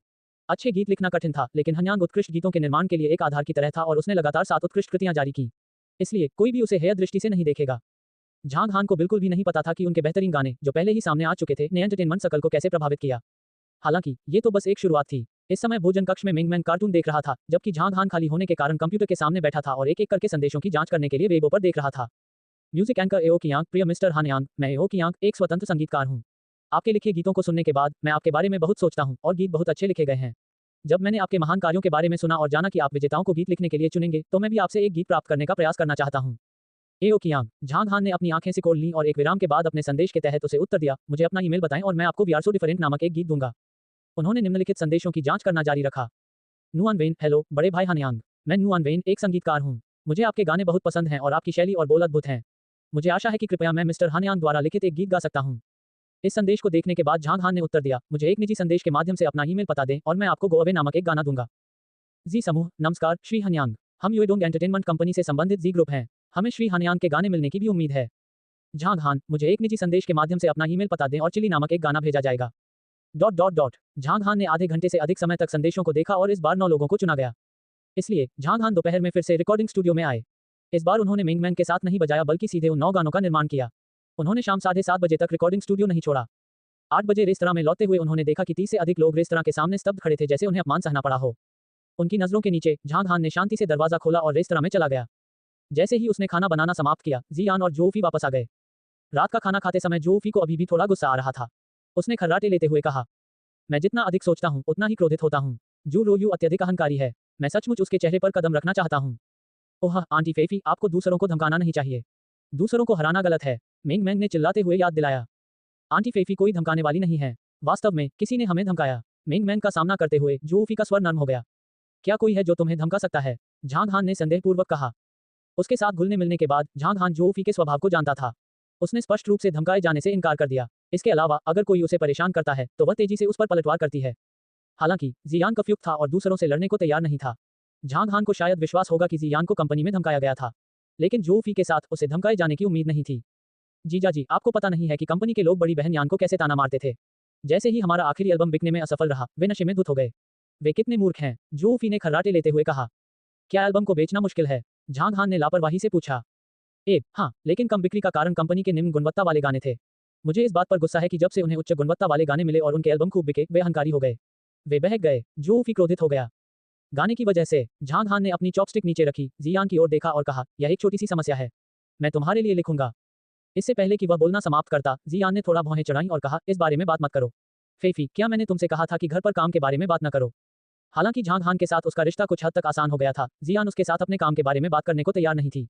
आखिरकार उसे समझ नहीं आया और हो सकता है कि वह कोई पागलपन भरा उत्तर दे। इसके अलावा जियान भी नहीं चाहती थी कि झांग हान को उसकी कमजोरी का पता चले। वह अभी भी एक औरत का बैल थी। लेकिन उसके शब्दों ने झांग हान की बात करना बंद कर दिया। उसने जियान की ओर देखा और कुछ नहीं कहा।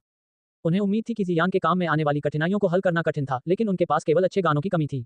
बहुत सारे गायक ऐसे थे जो नहीं आए। उनके गाने जियान के लिए कई उत्कृष्ट एल्बम बनाने के लिए पर्याप्त थे, लेकिन ऐसा लग रहा था कि जियान उससे मदद नहीं मांगना चाहता था। झांग हान ने मुस्कुराते हुए अपना सिर हिलाया और इस मामले पर अब और बात करने का इरादा नहीं किया। जब भी उसे मदद की जरूरत होती तो वह जियान की मदद करता था। दरअसल गायक बनना सिर्फ एक रुचि थी। रात के खाने के बाद वे यूनियन गार्डन लौट आए। झांग हान ने ब्रेक के समय अपने लैपटॉप से 9 गाने ईमेल किए। कल 4 गानों की सफलता देखने के बाद एओ कियांग, जेडवाई ग्रुप और अन्य लोग आधी रात को कंप्यूटर पर इंतजार कर रहे थे, समय समय पर वीबो और ईमेल बॉक्स को रिफ्रेश कर रहे थे। लगभग आधी रात हो चुकी थी और उन्हें अचानक ईमेल प्राप्त हुए।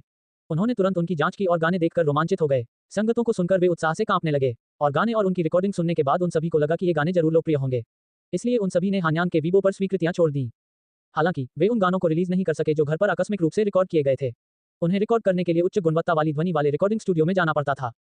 उस समय झांग हान के वीबो फॉलोअर्स की संख्या पहले ही 1.3 मिलियन से अधिक हो चुकी थी।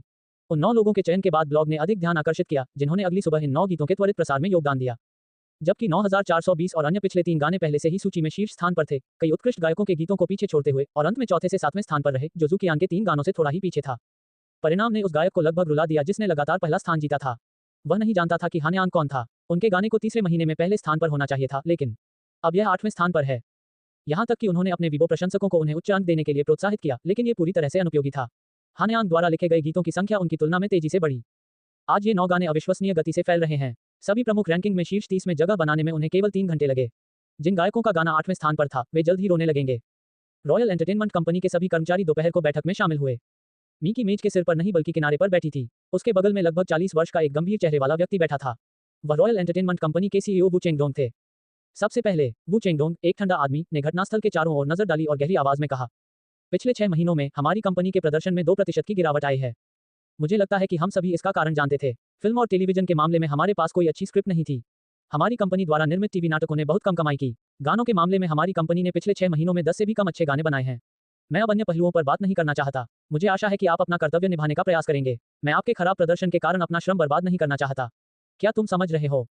हम देखते हैं। ठीक है। यहाँ तक कि अधिक वरिष्ठता वाले लोग भी बार बार सिर हिलाकर उन्हें जवाब देते थे। वे कभी कभी मीकी को नजरअंदाज कर सकते थे, लेकिन वू चेंगडोंग को नजरअंदाज नहीं कर सकते थे। वह रॉयल एंटरटेनमेंट कंपनी के निदेशक मंडल में सबसे शक्तिशाली व्यक्ति थे। उनके पास इस कंपनी के कर्मचारियों पर जीवन और मृत्यु की शक्ति थी और कई बोर्ड सदस्यों के साथ उनका अच्छा व्यवहार था। अगर किसी ने उन्हें ठेस पहुंचाई तो उन्हें रॉयल एंटरटेनमेंट कंपनी से निकाल दिया जाएगा। लेकिन वू चेंगडोंग आमतौर पर लोगों को दंडित नहीं करेगा। वह एक अच्छा आदमी था। ये देखकर कि उसके सभी लोग उसके आज्ञाकारी थे, उसने थोड़ा सिर हिलाया और अगले विषय पर चला गया।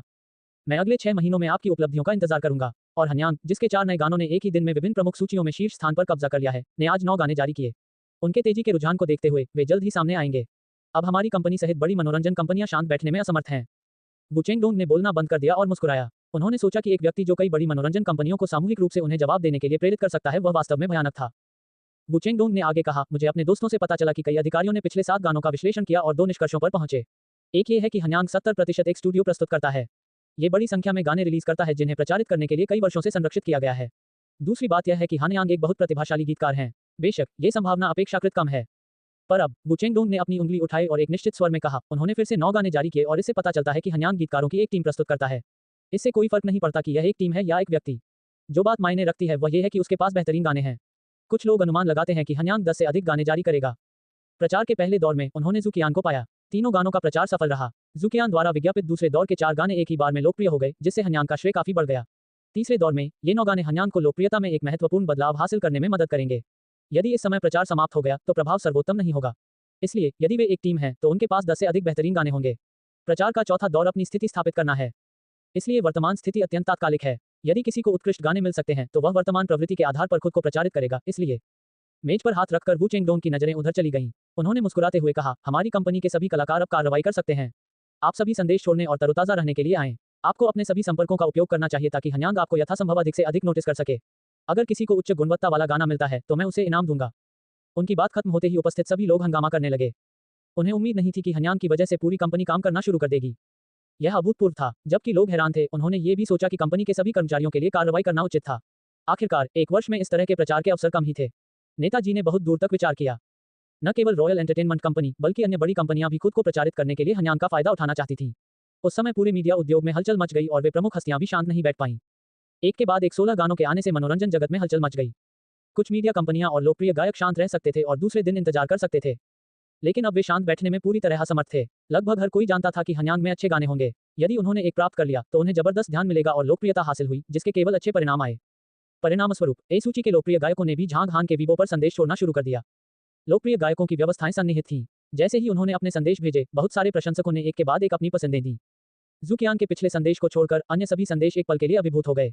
हॉट पोस्ट को उनकी पसंद की संख्या के अनुसार रैंक किया गया था। उन पॉपुलर सिंगर्स के मैसेज पर लाइक्स की संख्या तेजी से बढ़ी और सामने आ गई। हालांकि ये तो बस एक शुरुआत थी। एक बेहद लोकप्रिय गायक लियू वीवेई ने 1 घंटे पहले झांग हान के वीबो पर एक संदेश छोड़ा था। जब उन्होंने वीबो खोला और पाया कि वह 6ठे स्थान पर हैं, तो उन्होंने सिर हिलाया और कहा, बुरा नहीं, शायद हानयांग मेरे संदेश पर ध्यान देगा। क्या इंतजार, दचाओ, लू वेसी और लुओ लुओ को मुझसे अधिक लाइक कैसे मिले? मैं लू वेसी और लुओ लुओ की पसंद से आश्चर्यचकित नहीं हूं, लेकिन दचाओ मुझसे आगे क्यों निकल जाता है? मैं ये बात कैसे होने दे सकता हूं? लियू वीवेई ने भौहें टेढ़ी कर लीं। दचाओ के साथ उनका समय कठिन रहा। ऐसी परिस्थितियों में वह दचाओ को अपने से आगे निकलने देने के लिए बेहद अनिच्छुक था। उसकी पसंदों की संख्या तो दचाओ की तुलना में बहुत अधिक थी। इसलिए वह अपने पेज पर वापस गए और एक संदेश जारी किया, मेरे प्रिय प्रशंसकों, कृपया मुझे कुछ टिप्पणियां और लाइक देने के लिए श्री हन्यांग के वीबो पर जाएं। धन्यवाद। लियू लीवेई के 50 मिलियन से अधिक वीबो फॉलोअर्स थे। जैसे ही उनका संदेश सामने आया, कई प्रशंसकों ने इसे देखा और जल्दी से झांग हान के वीबो पर आ गए। जब उनकी नजर लाइक्स की रैंकिंग पर पड़ी तो वे सभी खुद पर काबू नहीं रख पाए। क्या बकवास है, दचाओ चौथे स्थान पर है। भाइयों, कृपया मेरी मदद करें, उससे आगे निकल जाओ। हम उसके पीछे नहीं पड़ सकते। जाओ जाओ जाओ। एक बार जब लियू लीवेई के प्रशंसक लड़ाई के लिए निकल पड़े तो हम सभी को परास्त कर देंगे। ऊपर हमारे आगे के लोगों को मार गिराओ। उद्धरण चिन्ह डॉट डॉट डॉट उद्धरण चिन्ह। ली लीवेई के लाइक्स की संख्या महज 1 घंटे में 500,000 से ज्यादा हो गई और तीसरे स्थान पर आ गई। हालांकि दचाओ अभी भी दूसरे स्थान पर काबिज है, लेकिन उसके पसंद करने वालों की संख्या पीछे वाले के बहुत करीब थी। जब दचाओ झिझका तो वह पहले ही आगे निकल चुका था। जब उन्हें कुछ मिनट पहले लियू लीवेई का संदेश मिला तो उन्होंने व्यंग्य किया, मुझसे आगे निकल जाओ, यह असंभव है छोटे लड़के। इसलिए वह अपने पेज पर वापस गया और एक संदेश जारी किया, मेरे प्यारे भाई बहन, कृपया मुझे कुछ टिप्पणियां और लाइक देने के लिए जल्दी से हन्यांग के वीबो पर आएं। वेबो पर दचाओ के 48 मिलियन से अधिक फॉलोअर्स थे। उनके इस मैसेज को देखने के बाद उनके फैंस ने भी बड़ी मात्रा में एक्शन लिया। जब उन्हें पता चला कि लियू लीवेई के लाइक्स की संख्या दचाओ से अधिक हो गई है तो वे सभी विमुख हो गए। क्या बकवास है, हम लियू लीवेई के प्रशंसकों से नहीं हार सकते। भाइयों, जल्दी करो, ली लीवेई के प्रशंसकों के ड्रैग्स आतंक महसूस करें। तो दोनों पार्टियों के प्रशंसकों की भीड़ स्क्रीन पर उमड़ पड़ी और उनकी संख्या लगभग समान थी। लियू लीवेई ने एक पल में बढ़त ले ली और दचाओ ने अगले पल में बढ़त ले ली। लाइक्स की संख्या तेजी से बढ़ी और कुछ ही समय में 10 लाख से ज्यादा हो गई। कुछ ही समय बाद लू वेसी और लुओ लुओ, जिन्होंने पहले मोर्चा संभाला था, ने भी स्थिति का पता लगाया। वे दोनों अपने पेजों पर वापस गए और प्रशंसकों को उन्हें लाइक करने के लिए प्रोत्साहित किया। बमुश्किल दोनों लोगों के प्रशंसक आए जब उन्होंने शिकायत करना शुरू किया। लियू लीवेई के प्रशंसक दचाओ के प्रशंसकों के खिलाफ लड़ रहे हैं। धत्तेरी की, हमारा आदर्श अभी तीसरे स्थान पर था, लेकिन अब वह आगे निकल गया है। क्या बकवास है, ऊपर हमारी ब्यूटी लुओ तीसरे स्थान पर है। लियू लीवेई के प्रशंसकों और दचाओ के प्रशंसकों ने एक दूसरे के खिलाफ लड़ाई लड़ी, जिससे दूसरों को प्रेरणा मिली। लाइक्स की संख्या तेजी से बढ़ रही थी। इन परिस्थितियों में ज़ुकियान, जिनकी पसंद पहले स्थान पर थी, को कुछ हद तक खतरनाक महसूस हुआ। उनके लाइक्स की संख्या 1.5 मिलियन थी, जबकि निम्नलिखित 2 संदेशों को 1.3 मिलियन से अधिक लाइक्स मिलने वाले थे। क्या ये दोनों लोग फिर से एक दूसरे के खिलाफ लड़े? तो मुझे भी इस आनंद में शामिल होने दीजिए। ज़ुकियान कंप्यूटर के सामने हंसे, उन्हें ये रोमांचक लगा, इसलिए वह अपने पेज पर वापस गया और एक संदेश जारी किया, हर कोई, कृपया मुझे लाइक देने के लिए मिस्टर हन्यांग के वीबो पर जाएं। पहला स्थान लूटना है, क्या आप सहमत हैं? निस्संदेह उत्तर नहीं की एक लंबी श्रृंखला थी। ज़ुकियान के सभी प्रशंसक वेबो पर देखने आए। ये देखकर उन्हें एहसास हुआ कि यहाँ युद्ध हो रहा है। वे एक के बाद एक संदेश छोड़ने से खुद को नहीं रोक सके। दुश्मन भयंकर हैं, हमें पहले स्थान पर बने रहना चाहिए। वे कितने भयंकर हैं, लानत है, ज्यादा मत बोलो, ऊपर उद्धरण चिन्ह डॉट डॉट डॉट उद्धरण चिन्ह। सबसे पहले केवल ली लीवेई के प्रशंसकों और दचाओ के प्रशंसकों ने लाइक देकर एक दूसरे से लड़ाई की, लेकिन धीरे धीरे सभी ए लिस्ट और बी लिस्ट गायकों ने अपने प्रशंसकों को बुलाया। उनके मैसेज को लाइक करने की संख्या भी तेजी से बढ़ रही थी। जैसे जैसे समय बीतता गया, कुछ गायक जो दूसरों को तुच्छ समझते थे, झगड़ने लगे और नहीं चाहते थे कि दूसरे आगे बढ़ें। जैसे जैसे ये लड़ाई और अधिक गहन होती गई, अधिक से अधिक लोगों ने हन्यांग के वीबो पर ध्यान दिया। वे सब जानते थे कि लाइक देने की अभूतपूर्व महासंग्राम चुपचाप चल रहा है। ऐसा लग रहा था कि ये लाइक देने की जंग में तब्दील हो गई है। वे ए लिस्ट गायक अधिक लाइक चाहते थे, जिससे न केवल उन्हें शीर्ष पर स्थान पाने में मदद मिली बल्कि उनकी लोकप्रियता भी दिखी। वे सभी लोकप्रिय गायक थे और कोई भी दूसरे से पराजित नहीं होना चाहता था। उनकी लड़ाई ने वेबो पर झांग हान के अनुयायियों को बेहद तेज गति से बढ़ा दिया। पहले 2 घंटों में ये संख्या 10 मिलियन से अधिक हो गई। 5 घंटों के बाद संख्या 30 मिलियन से अधिक हो गई। लेकिन ये धीमा नहीं हुआ था। वह इन चिंताओं के साथ एक सुपर इंटरनेट प्रभावशाली व्यक्ति प्रतीत होता था, जिसने वेबो ऑपरेशन के लिए काम करने वाले लोगों को हरी भरी नजरें दी। उन्होंने हन्यांग को सर्वश्रेष्ठ दिया। कई वर्षों तक कड़ी मेहनत करने के बाद उनके लगभग 10 मिलियन अनुयायी थे, लेकिन हन्यांग ने कुछ ही दिनों में 30 मिलियन फॉलोअर्स हासिल कर लिए। इसके अलावा इसकी वृद्धि की गति को देखते हुए ये संख्या संभवतः रात में 50 मिलियन से अधिक हो जाएगी। लाइक देने की ये जंग कायम रही। जैसे जैसे ए सूची के गायक एक के बाद एक शामिल होते गए, पसंद की रैंकिंग सूची हर समय बदलती रही। बी सूची और उससे नीचे के गायकों, जिनके संदेश पहले शीर्ष पर थे, को एक दिन के बाद उनके संदेशों को ढूंढना मुश्किल हो गया। इस युद्ध को देखकर उनमें से प्रत्येक ने आश्चर्य से हाँफते हुए कहा, यह सचमुच एक भयावह युद्ध है। आगे इतने सारे लाइक्स और कमेंट्स देखकर ये लोग बेहद ईर्ष्यालु हो गए और उन्हें उम्मीद थी कि किसी दिन वे भी उनसे आगे निकल जाएंगे। हालांकि लाइक देने की ये लड़ाई अभी खत्म नहीं हुई थी। कई ए लिस्ट गानों की उपस्थिति ने युद्ध को बढ़ा दिया, लेकिन जब वरिष्ठों ने संदेश छोड़ा तो ये लड़ाई चरम पर पहुंच गई। लियू अमाओ, जो अपने 50 वर्ष के थे और उन्होंने कई बेहतरीन गाने जारी किए थे, चीन और यहां तक कि दुनिया भर में एक बहुत लोकप्रिय गायक थे, वह झांग हान के वेबो पर अपना संदेश छोड़कर आया। हेलो हन्यांग, नया वास्तव में पुराने का स्थान ले रहा है और युवाओं को सम्मान की दृष्टि से देखा जाना चाहिए। मुझे आपके गाने सुनकर खुशी होती है। मेरे जूनियर ने मुझसे मदद मांगी, इसलिए मैं यहाँ आपसे एक गाना मांगने आया हूँ। यह आपकी बड़ी दयालुता है कि आपने मेरा अनुरोध स्वीकार कर लिया। उनके प्रकट होते ही सभी लोग आश्चर्यचकित रह गए। अन्य गायकों के लगभग सभी प्रशंसक उन्हें लाइक देने आए ताकि हन्यांग उनका संदेश देख सकें। इसलिए 1 घंटे से भी कम समय में उनके लाइक्स की संख्या 10 मिलियन से ज्यादा हो गई और पहले स्थान पर काबिज हो गए। इसके साथ ही चीन के विभिन्न स्थानों में बहुत कम संख्या में पुराने अति लोकप्रिय गायक, जो सेवानिवृत्त हो चुके थे, ने भी संदेश छोड़े क्योंकि उनके छात्रों या कनिष्ठों ने उनसे मदद मांगी थी। उनके संदेशों से रैंकिंग में लगातार बदलाव होता रहा। अंत में शीर्ष 5 स्थानों पर पुराने गायकों का कब्जा रहा। यहाँ तक कि 10 मिलियन से अधिक लाइक्स पाने वाले ज़ुकियान भी उनके साथ तालमेल रखने में विफल रहे और छठे स्थान पर रहे। लाइक देने की यह लड़ाई दोपहर से लेकर आधी रात तक चली जब तक ये शांत नहीं हो गई। इस बीच एक दिलचस्प घटना सुर्खियां बनी जिससे अधिक से अधिक लोग वीबो पर इसे देखने लगे। जहां तक झांग हान की बात है, वह हमेशा की तरह मिंगमैन के साथ गया और उसने वीबो भी नहीं खोला। उन्हें इन चीजों में कोई दिलचस्पी नहीं थी। अगली सुबह वे यूनियन गार्डन से रेस्तरां में लौटे और नाश्ता समाप्त किया। जब मिंगमैन कार्टून देख रही थी तो झांग हान मुक्त हो गया। वह इच्छानुसार कंप्यूटर चालू करने के लिए कंप्यूटर काउंटर पर गया। वेबो में लॉग इन करने के बाद झांग हान थोड़ा आश्चर्यचकित हुआ। 50 मिलियन फॉलोअर्स, 10 मिलियन से अधिक संदेश, ये लोग। झांग हान थोड़ा अवाक था। इतनी सारी टिप्पणियों के साथ अज्ञात गीतकारों के संदेश अभिभूत हो गए। इसलिए उन्हें इतने सारे लाइक्स वाले लोगों में से एक को चुनना था। इसलिए झांग हान ने सबसे अधिक पसंद वाले संदेशों को देखा। वे यहाँ क्या कर रहे हैं? झांग हान ने सीधे तौर पर लियू अमाओ और अन्य 4 पुराने गायकों को नजरअंदाज कर दिया। उन्होंने अपने सभी गाने रिलीज कर दिए थे, इसलिए झांग हान के पास उन्हें देने के लिए कुछ भी नहीं था। जैसे ही उन्होंने नीचे देखा, उन्हें कुछ ऐसे गायक मिले जिनके सभी क्लासिक गाने जारी नहीं हुए थे। इसलिए झांग हान ने बड़े पैमाने पर चुनाव किया। उन्हें 34 लोगों को चुनने में 2 घंटे लगे, जिनमें से 30 प्रसिद्ध गायक थे और 4 को झांग हान के नवीनतम संदेशों में से पाया गया। 34 गाने और पिछले 16 गाने मिलाकर 50 गाने बराबर हो गए। झांग हान ने सोचा कि ये गाने उसके लिए पिछले कुछ मधुर संगीत के साथ सुनने के लिए पर्याप्त थे। इसलिए उन्होंने अपने वीबो पर एक संदेश पोस्ट किया, कोई और संदेश नहीं। इन शब्दों ने अनगिनत लोगों को कल्पना प्रदान की। उन सभी ने अनुमान लगाया कि उसने क्या सोचा था। हालांकि सच्चाई ये थी कि झांग हान गाने लिखने की परेशानी नहीं उठाना चाहते थे। हनयांग, यह आदमी, लियू अमाओ और अन्य 4 प्रसिद्ध वरिष्ठ दर्द भरी मुस्कुराहट से मुस्कुराए। उन्हें उम्मीद नहीं थी कि हनयांग ने उनके प्रति उचित सम्मान नहीं दिखाया, हालांकि उन्होंने उससे मदद मांगी थी। यहाँ तक कि उन्होंने सी लिस्ट गायकों को गाने भी दिए। क्या वे गाने पाने के लिए बहुत बुरे थे? जैसा कि एक कहावत है, तुम मेरी कमजोरी के कारण अहंकारी हो जाते हो।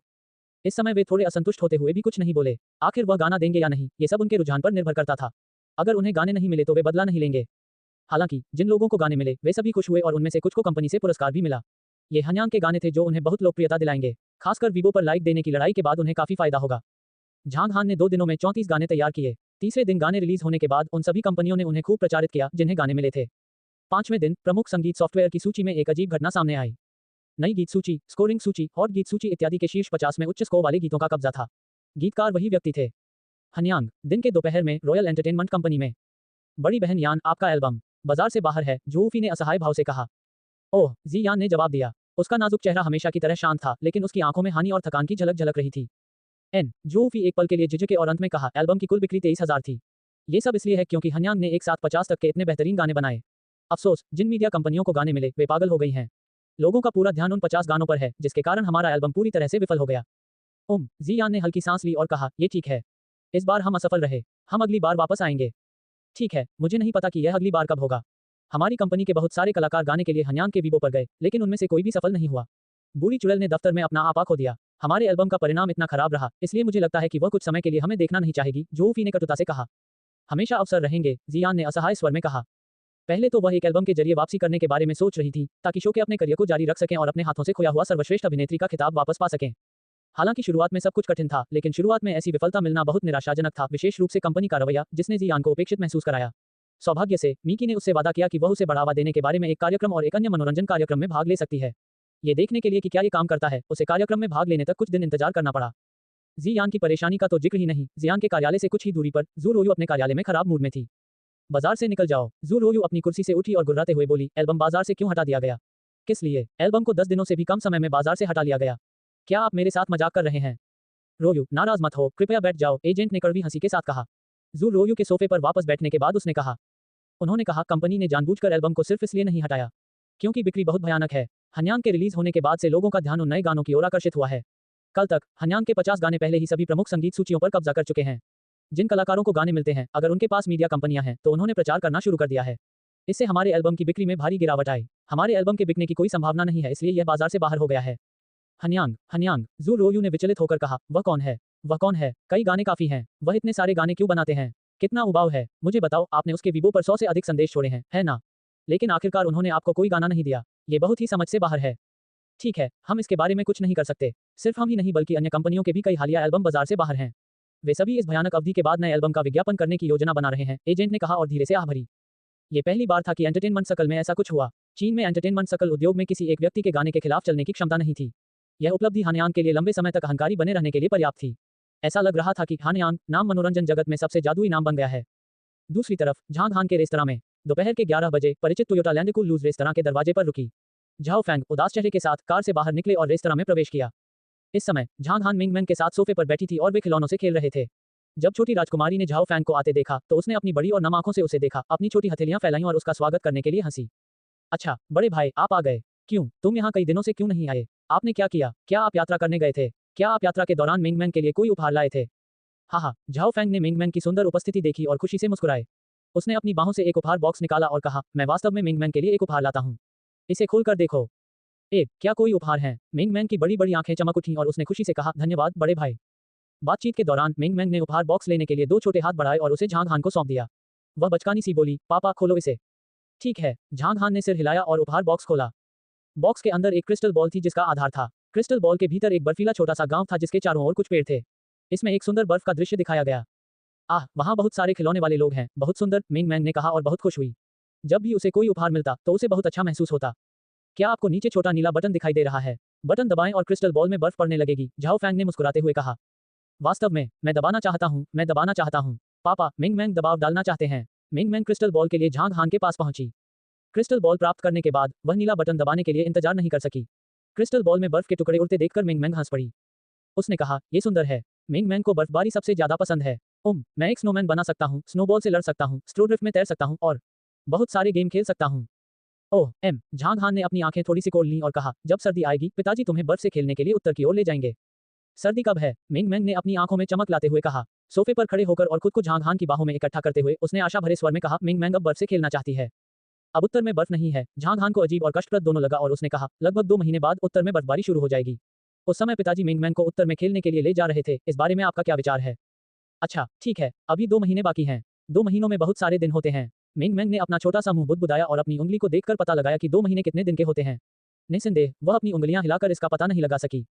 2 महीने जल्दी बीत जाएंगे, झांग हान ने मुस्कुराते हुए कहा और मिंगमैन के सिर को छुआ। मिंगमैन पिताजी के मिंगमैन को उत्तर की ओर ले जाने और बर्फ से खेलने का इंतजार करेगी, मिंगमैन ने बुदबुदाया। उसके बाद वह क्रिस्टल बॉल को हाथ में लेकर खेलने लगी। बीच बीच में वह चिल्लाती, बर्फ गिरती है, बर्फ गिरती है, छोटे लोग तुम घर क्यों नहीं जाते? आज बर्फ गिर रही है। बगल में खड़े होकर जब झाओ फेंग ने यह दृश्य देखा तो उसने अपने दिल की गहराइयों से आह भरी। उसके चेहरे पर फिर से थकान की रेखा उभर आई। हाल के दिनों में वह शारीरिक और मानसिक रूप से थकावट महसूस कर रहे थे। सबसे महत्वपूर्ण कारण यह था कि तांग जान ने उसे रेस्तरां से निपटने के लिए एक समय सीमा दी थी और समय सीमा निकट आ रही थी। सबसे पहले उसे इस बात पर विचार करना था कि उसे ऐसा करना चाहिए या नहीं। यदि वह रेस्तरां से नहीं निपटता तो तांग जान के पास उससे निपटने के कई कारण होंगे। यदि तांग जान ने उसके साथ व्यवहार नहीं किया तो उसे तांग जान से दोबारा संपर्क करने का अवसर नहीं मिलेगा, न ही सबूत प्राप्त होंगे। रेस्तरां से निपटने के बारे में आपका क्या ख्याल है? झाओ फेंग ने इसके बारे में नहीं सोचा, नहीं उन्होंने इसकी हिम्मत की। वह बॉस झांग के शांत जीवन को तोड़ना बर्दाश्त नहीं कर सका। जब झांग हान ने देखा कि मिंगमैन खिलौनों के साथ खेलने लगी है तो उसने झाओ फेंग को एक तरफ मेज पर बैठने का इशारा किया। उसने फ्रिज से बियर की 2 कैन निकाली और बैठ गया। उन दोनों ने बियर का एक घूंट लिया। बॉस, झाओ फेंग थोड़ी देर के लिए झिझके और अंत में जटिल अभिव्यक्ति और भारी आवाज के साथ धीरे से कहा, मैंने सुना आज सुबह उत्तरी अमेरिका से खबर, बिच्छू के अंगों का अब उपयोग नहीं किया जा सकता था और वह अपना शेष जीवन केवल बिस्तर पर ही बिता सकता था। झांग हान की अभिव्यक्ति बहुत उदासीन थी। उसने बियर का एक घूंट लिया और सामान्य स्वर में बात की। उन्होंने कहा, मैं वास्तव में उसे जीवित छोड़ने के लिए दयालु हूँ। बेहतर होगा कि वह प्रार्थना करे कि वह भविष्य में मुझसे दोबारा न मिले, अन्यथा मुझे उसे मारने में कोई आपत्ति नहीं होगी। जब झांग हान चांगशेंग बार गया तो वह पहले से ही बिच्छू को मारना चाहता था, लेकिन उसकी ताकत बहुत कम थी और वह जानता था कि उसे कानून का पालन करना चाहिए, अन्यथा बिच्छू निश्चित रूप से मारा जाएगा। हन्यांग इम्मोर्टल की उपाधि अतीत की बात थी। हालांकि झांग हान की दृष्टि बहुत ऊंची थी, वर्तमान ताकत ही हर चीज का मूल तत्व थी। वह मूर्ख नहीं था और वह सामान्य लोगों से घृणा नहीं करता था क्योंकि वह क्लेश चरण के स्तर का विशेषज्ञ हुआ करता था। झांग हान के लिए स्कॉर्पियन की तुलना मिंगमैन के आंसुओं की एक बूंद से नहीं की जा सकती। अकेले स्कॉर्पियन ने मिंगमैन को लंबे समय तक रुलाया। संक्षेप में, झांग हान को बिच्छू याद आ गया। जब उसकी ताकत बढ़ गई तो उसे बिच्छू को देखकर उसे मार देना चाहिए। शब्दों ने झाओ फेंग की आंखों को काम दिया। उन्होंने झांग हान की बातों पर कभी संदेह नहीं किया। विशेष रूप से अब जब उसने झांग हान की बेहद उदासीन दृष्टि देखी तो वह जानता था कि बॉस झांग को वही करना होगा जो उसने कहा था। झाओ फेंग का चेहरा कड़वा हो गया। उसने बियर के 2 और गटक लिए और बोला, बॉस, मुझे पता है कि आप असाधारण हैं, लेकिन तांग जान वाले लोग हथियारों का एक समूह हैं। आप बहुत उग्र हैं, लेकिन आपको मिंगमैन, अपनी पत्नी झांग ली और लियांग मिंकी के बारे में सोचना चाहिए। आप अकेले उन हथियारों को नहीं हरा सकते। बॉस, आप जानते हैं कि टैंग जान निश्चित रूप से जाने नहीं देगा। उन्होंने मुझे आपसे निपटने के लिए 2 सप्ताह का समय दिया, लेकिन मैं वास्तव में ऐसा नहीं कर सकता। हालांकि समय कम है, आप और मिंगमैन, साथ ही यह रेस्तरां मेरे लिए पहले से ही बहुत महत्वपूर्ण है। अच्छा विकल्प, झांग हान ने कहा और हल्की हंसी दी। वह जानता था कि झाओ फेंग उसका दिल से सम्मान करता है, इसलिए उसे उसकी मदद करने में कोई आपत्ति नहीं थी। लेकिन झाओ फेंग को नहीं पता था कि वह एक शक्तिशाली व्यक्ति पर निर्भर होने वाला था। हालांकि वह जानता था कि बॉस एक शक्तिशाली व्यक्ति था, लेकिन इसकी सच्चाई उसकी कल्पना से परे थी। उनके दिमाग में मार्शल आर्ट किंवदंतियां थीं। एक अमर व्यक्ति की तो बात ही छोड़ दे जो स्वर्ग तक उड़ सकता था, जमीन के नीचे छिप सकता था और सितारों और चंद्रमा तक पहुंच सकता था। ये केवल एक विकल्प नहीं है। आप और मिंगमैन सभी के लिए आकर्षक हैं। ये रेस्तरां हमेशा एक ऐसी जगह है जहां मुझे शांति मिलती है। झाओ फेंग ने मुस्कुराते हुए अपना सिर हिलाया और कहा, बॉस, मैं ईमानदारी से आपको न्यू मून बे छोड़ने की सलाह देता हूं। मैं इसे कुछ समय के लिए टाल सकता हूं, लेकिन मैं इसे हमेशा के लिए नहीं टाल सकता। मेरे लिए तांग जान की समय सीमा निकट आ रही है। इसके अलावा हाल ही में उन्होंने एक बड़ा एक्शन लिया है। वह मुझे बाहर भेज सकता है। अगर मैं चला गया तो वह है। झाओ फैंग ने बात करना जारी नहीं रखा। मतलब साफ था कि उनके चले जाने से हालात तेजी से बदल जाएंगे। तांग जान किसी भी समय रेस्तरां से निपटने के लिए लोगों को भेजता था। झांग हान झाओ फैंग के शब्दों पर हल्का सा मुस्कुराया और कहा, मेरे एक तांग जान, वह केवल एक अस्तित्वहीन वस्तु है। झाओ फैंग की अभिव्यक्ति एक पल के लिए कठोर थी। हालांकि वह जानता था कि बॉस शायद तांग जान को गंभीरता से नहीं लेंगे, लेकिन उसने यह उम्मीद नहीं की थी कि बॉस की नजर में तांग जान, जो उच्च स्थिति में थी, को एक गैर अस्तित्व के रूप में माना जाएगा। अस्तित्वहीनता, शायद। झाओ फैंग अपने दिल में कड़वाहट से मुस्कुराए और उनकी आंखें बेबसी और जटिलता से भरी थीं। जैसे ही वह कुछ कहने ही वाला था, उसका सेल फोन बज उठा। फोन का उत्तर देने के 1 मिनट बाद उसका चेहरा गंभीर हो गया। ठीक है, मैं देखता हूँ। झाओ फैंग ने जवाब दिया, फोन रख दिया और झांग हान की ओर देखा। क्या गलत? तांग जान ने आपसे मुझसे निपटने के लिए कहा था। झांग हान ने लापरवाही से पूछा। उनके हाव भाव देखकर ऐसा लग रहा था कि उन्हें इस बात की बिल्कुल भी चिंता नहीं थी कि झाओ फैंग क्या करेगा। नहीं। झाओ फैंग ने कड़वी मुस्कान के साथ अपना सिर हिलाया और गहरे स्वर में कहा, तांग जान दोपहर 1 बजे एक बैठक आयोजित करने जा रहा है। ओह, झांग हान ने सिर हिलाया। उसे इसमें कोई दिलचस्पी नहीं थी कि झाओ फैंग क्या कहने जा रहा था। बियर का आखिरी घूंट पीने के बाद वह सोफे पर गया और मिंगमैन के साथ खिलौनों से खेलने के लिए बैठ गया। झाओ फैंग खाने की मेज पर बैठे और चुप हो गए। काफी देर तक झिझकते हुए आखिरकार उसने अपने कैरी ऑन बैग से अपना बटुआ निकाला और उस पर लगे बटन को हटा दिया। धीरे से घुमाने से नाखून के आकार का स्विच खुल गया। छोटी सी जगह में एक छोटा सा मोबाइल फोन कार्ड था। झाओ फैंग ने अपना सेल फोन कार्ड हटा दिया और बटन से लिया गया सेल फोन कार्ड चालू कर दिया। फिर उसने एक फोन मिलाया। फोन कनेक्ट होने से पहले केवल 2 बार बजा, लेकिन लाइन के दूसरे छोर से कोई आवाज नहीं आई। तांग जान उच्च गुणवत्ता वाली बर्फ का एक बेड़ा खरीदने जा रहा है। झाओ फैंग ने सीधे कहा। कितने? 200 किलोग्राम। झाओ फैंग ने धीरे से कहा। 200 किलोग्राम ड्रग्स हांगकांग में अब तक दर्ज की गई सबसे बड़ी मात्रा हो सकती है। यदि इतनी बड़ी मात्रा में सामान हांगकांग गया तो परिणाम अकल्पनीय होंगे। इसके परिणामस्वरूप बहुत सारे परिवार नष्ट हो जाएंगे। क्या? कितने? फोन से एक हड़बड़ी और अविश्वसनीय आवाज आई। 200 किलोग्राम। झाओ फैंग ने भारी उत्तर दिया। 200 किलोग्राम माल के लिए दवा परिवहन व्यवसाय के प्रभारी तांग जान के सलाहकार लिंग फैंग लंबे समय से योजना बना रहे थे। इस बार आखिरकार उन्हें मौका मिल ही गया। ये सामान ही कारण थे कि तांग जान ने एक उच्च स्तरीय बैठक आयोजित की। 200 किलोग्राम दवाओं की कीमत लगभग $20 मिलियन है। बेचने के बाद शुद्ध लाभ लगभग $40 मिलियन हो सकता है। तांग जान, जो पैसे का बहुत लालची था, ने निश्चित रूप से अपने आदमियों को इस कार्रवाई की योजना बनाने की अनुमति दी। फोन का दूसरा सिरा कुछ देर के लिए शांत हो गया। हालांकि कोई नहीं बोला। झाओ फैंग ने स्पष्ट रूप से उसकी छोटी और तीव्र सांसों को सुना। अच्छा, ऐसा है। संपर्क में रहें और किसी भी समय जानकारी दें, दूसरे व्यक्ति ने कहा और फोन काट दिया। झाओ फैंग ने इस सेल फोन कार्ड को उतार दिया और इसे वापस अपनी जगह पर रख दिया। उसने अपनी आंखें बंद कर लीं और गहरी सांस ली। फिर वो उठकर सोफे के किनारे चला गया। उसने मुस्कुराकर कहा, बॉस, मैं वापस जा रहा हूँ। मिंगमैंग, अलविदा। ओह बड़े भाई, आप यहाँ नहीं खा रहे हैं? मिंगमैंग ने कहा और अपनी स्पष्ट आंखों में भ्रम के साथ अपना सिर घुमा लिया। उसे स्पष्ट रूप से याद था कि बड़ा भाई हर दिन यही भोजन करेगा और सफाई करेगा। वह कई दिनों से अनुपस्थित था। उसे बिना खाए क्यों जाना पड़ा? मैं अगली बार खाना खाऊंगा। झाओ फैंग मुस्कुराए और मुड़ गए। जैसे ही वह दरवाजे से बाहर गया, लियांग मिंग और उसके दोस्त आ गए। झाओ फैंग को देखने के बाद वे जल्दी से आए। झाओ फैंग, आप इन दिनों क्या कर रहे हैं? मुझे तुम्हारे बिना खुद ही सफाई करनी होगी। वह बहुत थक गया है। झाओ दाहू ने हाथ हिलाया और नाजुक आवाज में कहा, मैं इन दिनों व्यस्त हूँ। झाओ फैंग ने अपना सिर थोड़ा हिलाते हुए कहा, व्यस्त? अरे झाओ फैंग, तुम्हें पता नहीं होगा कि हमारे बॉस ने उस दिन बहुत बढ़िया खाना बनाया था। वे थे मसालेदार हंस, नमकीन पानी में भिगोया हुआ हंस जिगर और पैन फ्राइड हंस जिगर। वाह, वे स्वादिष्ट थे। तुम्हें इसका पछतावा होगा क्योंकि तुमने उनका स्वाद नहीं चखा। यू क्विंकिंग ने तीखा मजाक किया। बहुत ही स्वादिष्ट होती है। सौभाग्य से हम सभी को थोड़ा और मिल गया क्योंकि आप नहीं आए। ही, लियांग मिंग ने हंसते हुए कहा। शब्दों के दौरान उसने जानबूझकर अपने लाल होठों को चाटने के लिए अपनी जीभ बाहर निकाली, जैसे कि उसे जानबूझकर झाओ फैंग से ईर्ष्या कराई गई हो। हालांकि वह नहीं जानती थी कि इस कार्रवाई ने झाओ फैंग को उसके लाल होठों की ओर आकर्षित कर दिया है। झाओ फैंग ने बहुत अच्छा सहयोग किया कि उनका पेट फूल रहा था। इस समय उसका मन रेस्तरां के व्यंजनों से भर गया था और उसे दुनिया की किसी भी चीज की परवाह किए बिना यहीं रुककर खाने का विचार भी आया था। लेकिन आखिरकार वह पीछे हटने में कामयाब रहा। उसने धीरे से आह भरी और कहा, मुझे तुमसे इतनी ईर्ष्या हो रही है कि तुम हर दिन बॉस झांग का खाना खा सकते हो, जबकि मैं नहीं खा सकता। मुझे कुछ दिनों के लिए व्यस्त रहना चाहिए। आप क्या कर रहे हैं? क्या आप किराया वसूलने में व्यस्त हैं? लियांग मिंग ने गुनगुनाते हुए कहा। झाओ फैंग की अभिव्यक्ति रुक गई और वह असहाय होकर मुस्कुराया। फिर वह कार में बैठा और तांग जान की निजी हवेली की ओर चला गया। लियांग मिंग और अन्य 2 लोग रेस्तरां में दाखिल हुए। झाओ दाहू और यू क्विंकिंग अपनी सामान्य कुर्सियों पर बैठ गए, जबकि लियांग मिंग सोफे के पीछे चली गईं और पीछे से मिंगमैन के लिए आइसक्रीम निकाली। जब उसने इसे मिंगमैन को सौंपा तो वह मुस्कुराई और बोली, देखो मिंगमैन, मैंने तुम्हारे लिए एक आइसक्रीम खरीदी है। लियांग मिंग को एहसास हुआ कि अगर वह रेस्तरां में अच्छा रहना चाहती है तो उसे पहले छोटी राजकुमारी की अच्छी तरह से सेवा करनी होगी। ऐसा लगता था कि चूंकि वह झांग हान को जानती थी, जब तक मिंगमैन कुछ मांगती, बॉस शायद ही मना करता। बहुत खूब। आइसक्रीम देखकर मिंगमैन अपनी स्पष्ट आंखों की चमक के साथ खुश हो गई। उसने आइसक्रीम लेने के लिए अपने खिलौने नीचे रख दिए और बचकानी सी बोली, धन्यवाद बहन। हाहा बहन, आपको धन्यवाद। उसके बाद मिंगमैन आइसक्रीम खाना शुरू करना चाहती थी, लेकिन वह रुक गई। आइसक्रीम झांग हान के मुंह में रख दी और बुदबुदाया, पापा आप भी खाओ। अच्छा पापा, प्लीज थोड़ा छोटा ले लो। पिछली बार तो तुमने आधा खा लिया था। हा। झांग हान ने हल्की सी हंसी उड़ाई और आइसक्रीम का एक छोटा सा टुकड़ा खा लिया। फिर मिंगमैन ने संतुष्टिपूर्वक आइसक्रीम का आनंद लिया। बॉस, हम दोपहर को क्या खाएंगे? लियांग मिंग ने पूछा। उसकी नजर तुरंत रसोई काउंटर पर गई और हंस या चिकन जैसा कोई मांस नहीं मिला। हम तले हुए आलू के चिप्स, बैंगन की छड़ें और ठंडे खीरे का सलाद खाने जा रहे हैं, झांग हान ने उत्तर दिया। ही मैं दोपहर के भोजन का इंतजार कर रहा हूँ, लियांग मिंकी ने मुस्कुराते हुए कहा और अपनी सीट पर लौट आई। झांग हान ने समय देखा और पाया कि लगभग समय हो गया था। वह उठकर दोपहर का खाना बनाने के लिए रसोई में चला गया। दूसरी ओर झाओ फैंग ने तांग झान की हवेली की ओर प्रस्थान किया। न्यू मून बे रोड की आधी पहाड़ी हवेलियां असाधारण रूप से महंगी थीं और उनमें से प्रत्येक की कीमत करोड़ों डॉलर थी। एक अच्छे स्थान पर एक हवेली की कीमत $1 अरब से अधिक हो सकती है। मूल रूप से न्यू मून बे को हांगकांग का ब्राउनस्टोन जिला कहा जाता था, जहां हर जगह अमीर लोग रहते थे, जबकि आधे पहाड़ के लग्जरी आवासीय क्षेत्र में वास्तविक उच्च वर्ग के लोग रहते थे। अमीर व्यापारियों से लेकर प्रसिद्ध दिग्गज सितारों तक, यहां तक कि मकाओ के जुआ राजा तक, उन सभी के पास यहां एक लग्जरी घर था। दक्षिणी क्षेत्र की भूमिगत सेना के एक दिग्गज के रूप में, हालांकि तांग झान की तुलना कुछ पारिवारिक ताकतों से नहीं की जा सकती थी, उनका लग्जरी घर एक बेहतर क्षेत्र में था। झाओ फैंग की कार हवेली के गेट तक चली गई और 8 विदेशी ठंडे चेहरे वाले सुरक्षा गार्ड लोहे के गेट के सामने खड़े थे। हवेली की बाहरी बाड़ पर हर दर्जन मीटर पर एक मॉनिटर लगा हुआ था।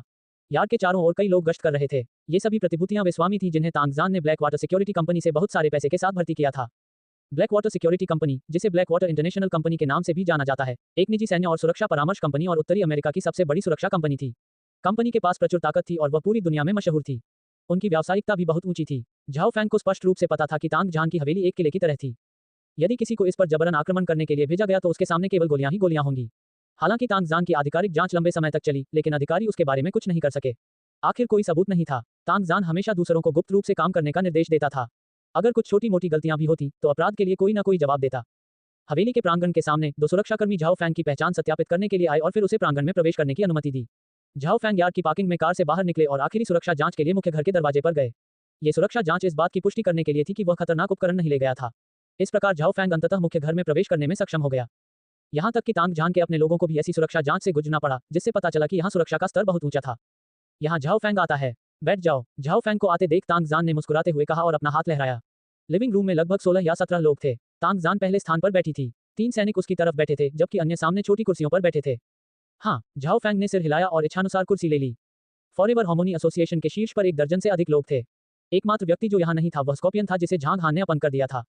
अब जब हर कोई यहाँ है, चलो शुरू करें, तांग झान ने धीरे से कहा और उसकी नजर भीड़ पर पड़ी। तुम्हें यहाँ बुलाने का कारण तो तुम सबको मालूम ही होगा। ये कार्रवाई पिछले 2 वर्षों में सबसे बड़ी है और इसकी तैयारी काफी समय से की जा रही है। यह अब तैयार है, क्योंकि यह अत्यंत महत्वपूर्ण है। मैं इसे करने के लिए 3 लोगों को भेजूंगा। क्या कोई पहल करता है? ये सुनकर घर के लोग चुप हो गए। जैसा कि वे सभी जानते थे, इस बार ड्रग्स 200 किलोग्राम थे। चूंकि वजन इतना बड़ा था तो कुछ भी हो सकता था, और इस मिशन के लिए उन्हें गोल्डन ट्रायंगल में जाना पड़ा, जहां उनके जीवन की कोई गारंटी नहीं थी। भले ही वे स्वर्ण त्रिभुज में जीवित रह सकें, लेकिन घर का रास्ता खतरनाक था क्योंकि उन्हें अधिकारियों या अन्य बलों की पकड़ का सामना करना पड़ सकता था।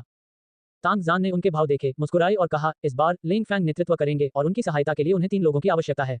जो कोई भी इस मिशन को पूरा कर सकता है, वह वैभव और धन का आनंद ले सकता है। इस समय कमरे में मौजूद कुछ लोगों का मन ललचाया, लेकिन वे कुछ नहीं बोले। लॉर्ड टैंग, मुझे आश्चर्य है कि क्या हमें मिशन से पहले स्कॉर्पियन के बारे में बात करनी चाहिए? तांग झान की ओर से लिंग फैंग ने मुस्कुराते हुए कहा। अरे हाँ, अगर तुमने मुझे याद नहीं दिलाया तो मैं इसे भूल गया। तांग झान ने हल्की हंसी दी, झाओ फैंग की ओर देखा और कहा, अगर मेरी याददाश्त सही है तो मैंने आपको जो समय सीमा दी थी वह खत्म हो रही है। ऐसा लगता है कि आपने कुछ नहीं किया। तांग झान के शब्दों के साथ लोगों की आंखें झाओ फैंग की ओर देख रही थीं। कुछ लोगों ने खुशी जताई, कुछ लोग आश्चर्यचकित थे और कुछ लोगों को समझ में नहीं आ रहा था। क्या ये सिर्फ एक छोटा सा रेस्तरां नहीं है? वे सभी यही सोच रहे थे कि उसने अभी तक कुछ किया क्यों नहीं। जनता की नजरों में झाओ फैंग धीरे से खड़े हुए और शब्द दर शब्द कहते हुए तांग झान की ओर देखा। उन्होंने कहा, लॉर्ड टैंग, वह रेस्तरां वही है जिसकी मैंने रक्षा करने का वादा किया था। बिच्छू, वह इसका हकदार था। वह लकवाग्रस्त है, लेकिन अब मैं आपके पास हूँ। मैं आपके लिए और अधिक लाभ प्राप्त कर सकता हूँ। ओह, आप अधिक लाभ कैसे ला सकते हैं? तांग झान ने मुस्कुराते हुए पूछा। मुझे इस मिशन में गिने। मैं आपको सामान सुरक्षित वापस पहुंचाने की पूरी कोशिश करूंगा। झाओ फैंग ने चुपचाप उत्तर दिया। अच्छा, आप साहसी दृष्टिकोण वाले व्यक्ति हैं। मैं तुम्हें अवसर दूंगा। यदि यह मामला ठीक हो जाता है, फैंग, आपको न केवल एक बड़ा इनाम मिल सकता है, बल्कि स्कॉर्पियन और रेस्तरां के बीच हमारा झगड़ा भी खत्म हो जाएगा। तांग झान ने मुस्कुराते हुए कहा। जरूर, झाओ फैंग ने दृढ़ता से अपना सिर हिलाया। हालांकि वह जानता था कि इस बार उसे बहुत खतरे का सामना करना पड़ेगा, फिर भी उसने किसी तरह राहत महसूस की। यदि यह कार्गो मामला वास्तव में सुचारू रूप से चला तो तांग झान, जैसा कि उन्होंने कहा, निश्चित रूप से भविष्य में रेस्तरां के लिए कोई परेशानी नहीं होगी। हालांकि क्या ये सचमुच इतनी आसानी से चल सकता है? क्या ये सचमुच इतना सरल था, या फिर कोई और इरादे थे? झाओ फैंग को राहत महसूस हुई, लेकिन उनके मन में अभी भी संकट की भावना महसूस हो रही थी। उनका मानना था कि चीजें इतनी सरल नहीं होंगी। क्या तांग झान जैसा परिष्कृत बूढ़ा लोमड़ी इस तरह अपने अधीनस्थों को सारा रहस्य बता देगा? क्या उसने सचमुच सोचा था कि उसके सभी आदमी वफादार थे? असंभव। भले ही तांग झान लापरवाह था, फिर भी उसके बगल में 3 बुद्धिमान रणनीतिकार बैठे थे, विशेष रूप से चुलबुले लिंग फैंग। हालांकि चूंकि तांग झान ने इस मामले के बारे में बोलने का साहस किया, इसलिए उसे कार्गो परिवहन के बारे में आश्वस्त होना चाहिए। स्को तक रणनीति बनाकर खेलना ही उचित था, क्योंकि कोई भी भविष्यवाणी नहीं कर सकता था कि आगे क्या होगा। झाओ फैंग के अलावा अभी भी 2 कोटा हैं। कोई स्वयंसेवक। तांग झान ने झाओ फैंग को बैठने के लिए इशारा किया और अपनी आंखों से फिर से भीड़ को देखा। लोगों में से कुछ लोग असहज दिखे और अपनी पार्टियों के नेता के रूप में जोखिम लेने को तैयार नहीं थे। कुछ लोग पैसे कमाने का विचार रखते हुए प्रयास करने के लिए उत्सुक थे, लेकिन झिझक रहे थे। वहां अभी भी कुछ लोग थे जो चमकती आंखों और अविवेकी विचारों के साथ इस पर विचार कर रहे थे। तांग जान ने उन्हें धक्का नहीं दिया, बस उन्हें मुस्कुराते हुए देखा। मैं जाऊंगा। अचानक एक गूंजती हुई महिला आवाज सुनाई दी। उपस्थित एकमात्र महिला निंग हुआन खड़ी हो गईं। वह केवल 30 वर्ष की थी, पोनीटेल के साथ दिखने में वह औसत थी। हालांकि वह एक स्ट्रीट नाइट क्लब की प्रभारी बॉस थी और उसके पास कुछ राजकुमारी, एक महिला जो कराओके या अन्य नाइट क्लबों में ग्राहकों को पे पिलाती है, व्यवसाय रखती थी। जरूर, तांग जान थोड़ा मुस्कुराया और फिर कहा, एक कोटा बचा है। और कौन? अपनी गतिविधि या योजना में मुझे शामिल करें। इस बार कोने में झिझका हुआ एक आदमी तुरंत खड़ा हो गया। उसका नाम जी लॉन्ग था, जिसने 3 साल पहले तांग जान का अनुसरण किया था। वह हमेशा बहुत कड़ी मेहनत करता था और उसका व्यक्तित्व चिड़चिड़ा था। वह स्कॉर्पियन की तरह क्रूर और निर्दयता से काम करता था। ठीक है, फिर तुम तीनों अन्य लोग जा सकते हैं। तांग जान ने दूसरों की ओर हाथ हिलाया और लोग खड़े हो गए और जाने के लिए सिर हिलाया। तांग जान और लिंग फैंग के अलावा कमरे में केवल झाओ फैंग और 2 अन्य थे। ये देखकर लिंग फैंग की आंखें हल्की सी चमक उठी। अब जब हाथ इकट्ठा हो गए हैं, तो क्या आपके पास ऑर्डर करने के लिए कुछ और है?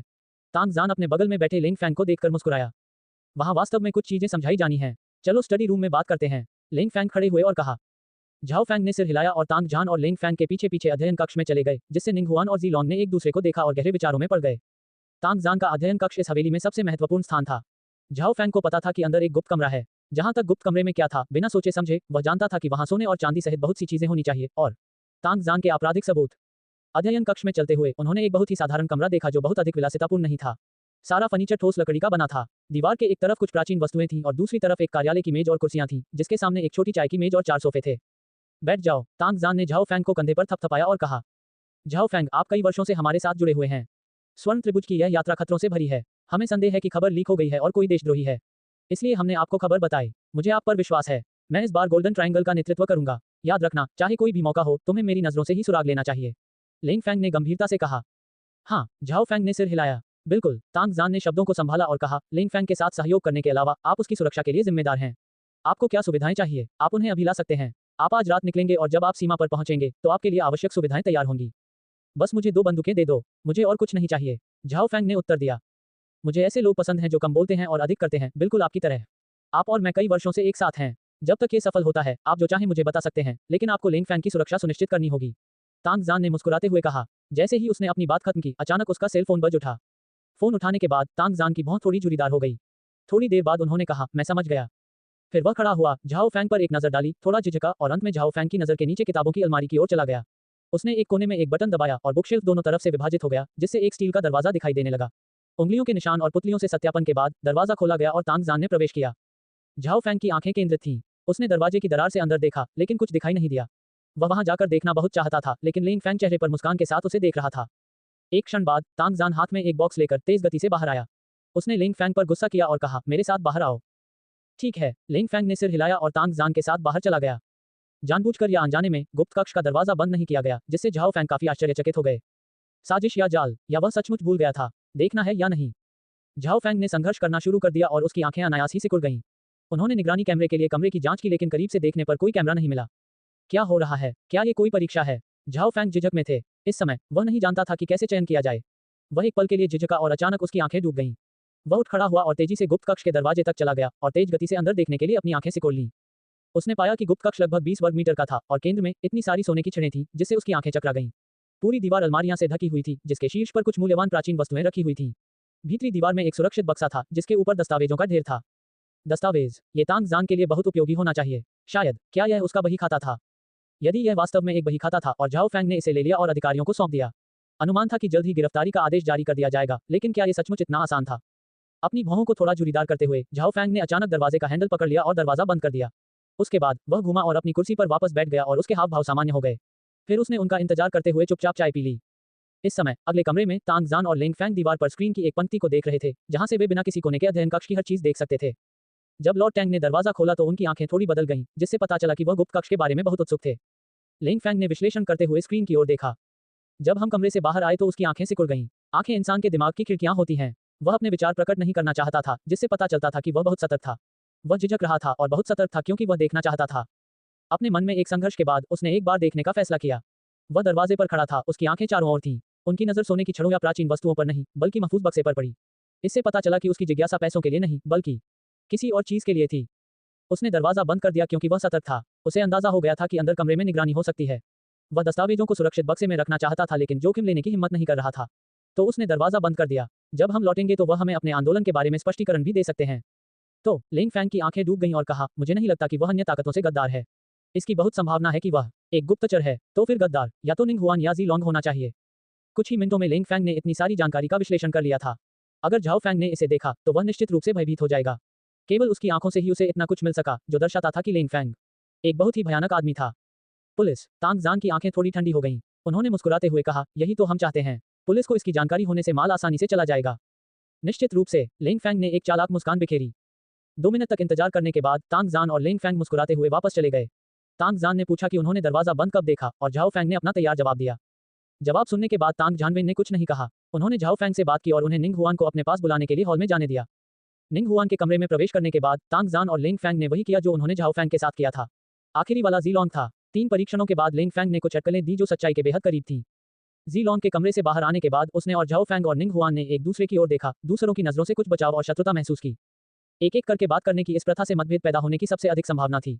ये तो मानना ही पड़ेगा कि लिंग फैंग लोगों का दिमाग पढ़ने में बहुत अच्छे थे। फिर तांग जान और लिंग फैंग लिविंग रूम में आए और उन्हें तैयारी करने के लिए वापस जाने की अनुमति देने से पहले शाम को 8 बजे यहाँ इकट्ठा होने के लिए कहा। तीनों के चले जाने के बाद तांग जान ने मुस्कुराते हुए ताली बजाई, अपने अधीनस्थों को बुलाया और कहा, उस आदमी को ऊपर लाओ। जी श्रीमान। दोनों अधीनस्थ पीछे हट गए और लगभग आधे घंटे बाद चश्मे वाला एक व्यक्ति अंदर आया। उसके पास खड़े रहो। तांग जान ने उस आदमी से बात करते हुए लिंग फैंग की ओर इशारा किया। वह आदमी कुछ असहज चेहरे के साथ लिंग फैंग की ओर चला गया। जब वह लिंग फैंग के साथ खड़ा था तो उसे अचानक एहसास हुआ कि उसकी शक्ल लिंग फैंग की तरह दिखती है और केवल लिंग फैंग की शांत अभिव्यक्ति से ही कोई बता सकता था कि लिंग फैंग कौन था। वे बिल्कुल जुड़वां भाइयों की जोड़ी की तरह थे। ये तांग जान का तुरुप का इक्का था। बेशक वह लिंग फैंग को जोखिम नहीं लेने देंगे। इसका उद्देश्य लिंग फैंग को अंधेरे में छिपने देना और बड़ा लेनदेन पूरा करना था। झांग हान के रेस्तरां में वापस रात के खाने के लिए झांग हान ने मसालेदार कटे हुए आलू का सलाद और कुचले हुए खीरे का सलाद तैयार किया। मिंग मैंग को नूडल सूप पसंद था, इसलिए ये व्यंजन बहुत अच्छे संगत थे। झाओ फैंग रात का खाना खाने के लिए रेस्तरां में आए। भोजन के बाद वह मेज साफ करने के लिए लोगों के चले जाने का इंतजार नहीं करता था। वह तांग जान की हवेली के लिए अकेला निकल गया। जाने से पहले उन्होंने अपने सबसे वफादार नौकर आहू को केवल कुछ शब्द कहकर बुलाया, जब मैं जाऊंगा तो कुछ दिनों के लिए रेस्तरां की देखभाल करना। यदि कोई दुर्घटना होती है तो आप कार्रवाई कर सकते हैं। उन शब्दों ने झाओ फैंग के दृढ़ संकल्प का संकेत दिया। वह इस मामले में तांग जान को गिराना चाहता था। अब वह किसी भी तरह की शंका भी नहीं रखना चाहता था। ऐसा लग रहा था ये कुछ करने का समय है। शाम के 10 बजे झाओ फैंग, निंग हुआन, जी लॉन्ग और लिंग फैंग के साथ साथ 20 से अधिक अधीनस्थ एक मध्यम आकार की नौक पर सवार हुए। लिंग फैंग को छोड़कर सभी कर्मियों को सुरक्षा जांच से गुजरना पड़ा और नौक पर चढ़ने की अनुमति देने से पहले उन्होंने अपने मोबाइल फोन के साथ साथ किसी भी संचार उपकरण को वापस कर दिया। चारों एक ही केबिन में बैठ गए। झाओ फैंग ने हल्की अभिव्यक्ति दिखाई, निंग हुआन ने कुछ सोचते हुए अपना सिर नीचे कर लिया और जी लॉन्ग ने अपने मुंह के कोने पर एक विचारशील मुस्कान ला दी। वे तीनों एक दूसरे से सावधान थे। बेशक वे कभी कभी लिंग फैंग को देखते थे जिनकी पहचान इंस्पेक्टर के रूप में थी। लिंग फैंग ने एक कोट पहना हुआ था और उसके सिर पर एक शिकार टोपी थी। उसकी टोपी का किनारा इतना नीचे दबा हुआ था कि उसकी आंखें दिखाई नहीं दे रही थीं। उसके कपड़ों पर शिकार की टोपी पर बकसुआ लगा हुआ था जिससे वह कुछ फीका लग रहा था। हालांकि लिंग फैंग की पोशाक ने उन्हें थोड़ा अजीब महसूस कराया, लेकिन उन्होंने कभी उम्मीद नहीं की थी कि यह लिंग फैंग सिर्फ एक विकल्प था।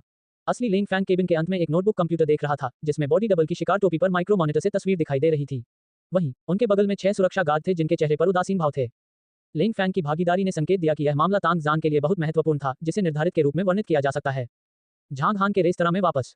क्या हम आज वापस यूनियन गार्डन नहीं जा रहे हैं? झांग हान ने उस समय नजर डाली। रात के 10:30 बज रहे थे और जी यान का जाने का इरादा नहीं था, इसलिए उसने पूछा, क्यों, क्या यहाँ रहने के लिए मेरा स्वागत नहीं है? जी यान की खूबसूरत आंखें झांग हान की ओर घूमी और धीरे से सूंघने लगीं। मुझे लगता है कि यह मैं हूँ, तीसरा पहिया जिसका स्वागत नहीं है। जो फी ने चुटकी ली। बिल्कुल नहीं। झांग हान को समझ नहीं आ रहा था कि हंसे या रोएं। उन्होंने कहा, देर हो रही है और मिंग मैंग जल्द ही सो जाएंगी। यूनियन गार्डन लौटने में बहुत देर हो जाएगी। आप बिल्कुल नहीं चाहते कि मैं यहाँ रहूं। जी यान के लाल होंठ थोड़े झुके और बोले, मैं कल दोपहर को व्यापार के लिए मुख्य भू में जाऊंगा और सुबह मैं माउंट न्यू मून जाना चाहता हूँ। ओह, झांग हान ने सिर हिलाया। जी यान के शब्दों को सुनने के बाद मिंग मैंग ने अपना खिलौना नीचे रख दिया। जी यान को अपनी बड़ी चमकती आंखों से देखते हुए और अपना छोटा मुंह थपथपाते हुए कहा, माँ, आप फिर से बाहर क्यों जा रही हैं? मिंग मैंग चाहती है कि आप मेरे साथ चलें। माँ को काम पर जाना पड़ता है और मिंग मैंग के लिए बहुत सारे खिलौने खरीदने के लिए पैसे कमाने पड़ते हैं। जब मैं वापस आऊंगा तो मिंग मैंग के लिए उपहार लाऊंगा। जी यान ने वही कहा जो उसने पहले से तैयार किया था। जी यान को पता था कि जब उनके माता पिता व्यवसाय से वापस आते हैं तो सभी बच्चे उपहार चाहते हैं। आखिरकार वह पहले भी इस अवधि का अनुभव कर चुकी थी। हालांकि झांग हान थोड़ा मुस्कुराया। यदि जी यान का उद्देश्य पैसा कमाना था तो नौकरी जरूरी नहीं थी। ऐसा लग रहा था कि उनके लिखे 50 गानों के कारण ही 10 करोड़ युआन का भुगतान हुआ हो। लंबे समय तक झांग हान ने जानबूझकर पैसा कमाने के बारे में कभी नहीं सोचा, लेकिन उसके बैंक कार्ड में पैसा बढ़ता रहा। एक महीने के अंदर ही जमा राशि करीब 15 मिलियन युआन तक पहुंच गई थी। अगर पहाड़ के किराए से होने वाली कमाई को जोड़ दिया जाए तो इस महीने 30 मिलियन युआन से ज्यादा की आमदनी हुई। जब मिंग मैंग ने उपहार के बारे में सुना तो उसकी बड़ी बड़ी आंखें हल्की सी चमक उठीं और बोली, सचमुच? माँ मिंग मैंग को एक उपहार लाएगी। माँ बहुत महान है, लेकिन इस बिंदु पर मिंग मैंग ने फिर से अपना मुंह सिकोड़ लिया और कहा, लेकिन मिंग मैंग अभी भी नहीं चाहती कि माँ चली जाए। ठीक है, माँ कुछ दिनों में वापस आ जाएंगी। इसमें ज्यादा समय नहीं लगेगा। मिंग मैंग को इस तरह उस पर भरोसा करते देख जी यान बहुत खुश हुई।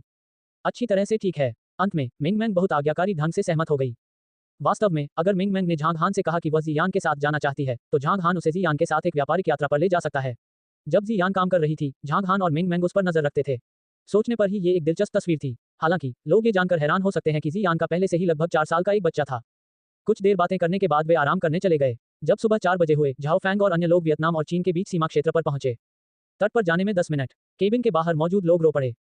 ये सुनने के बाद चारों उठ खड़े हुए और अपने शरीर फैलाए, जबकि निंग जुबान ने अपनी आंखें हल्की सी हिलाईं और कहा, मैं बाथरूम जाऊंगी।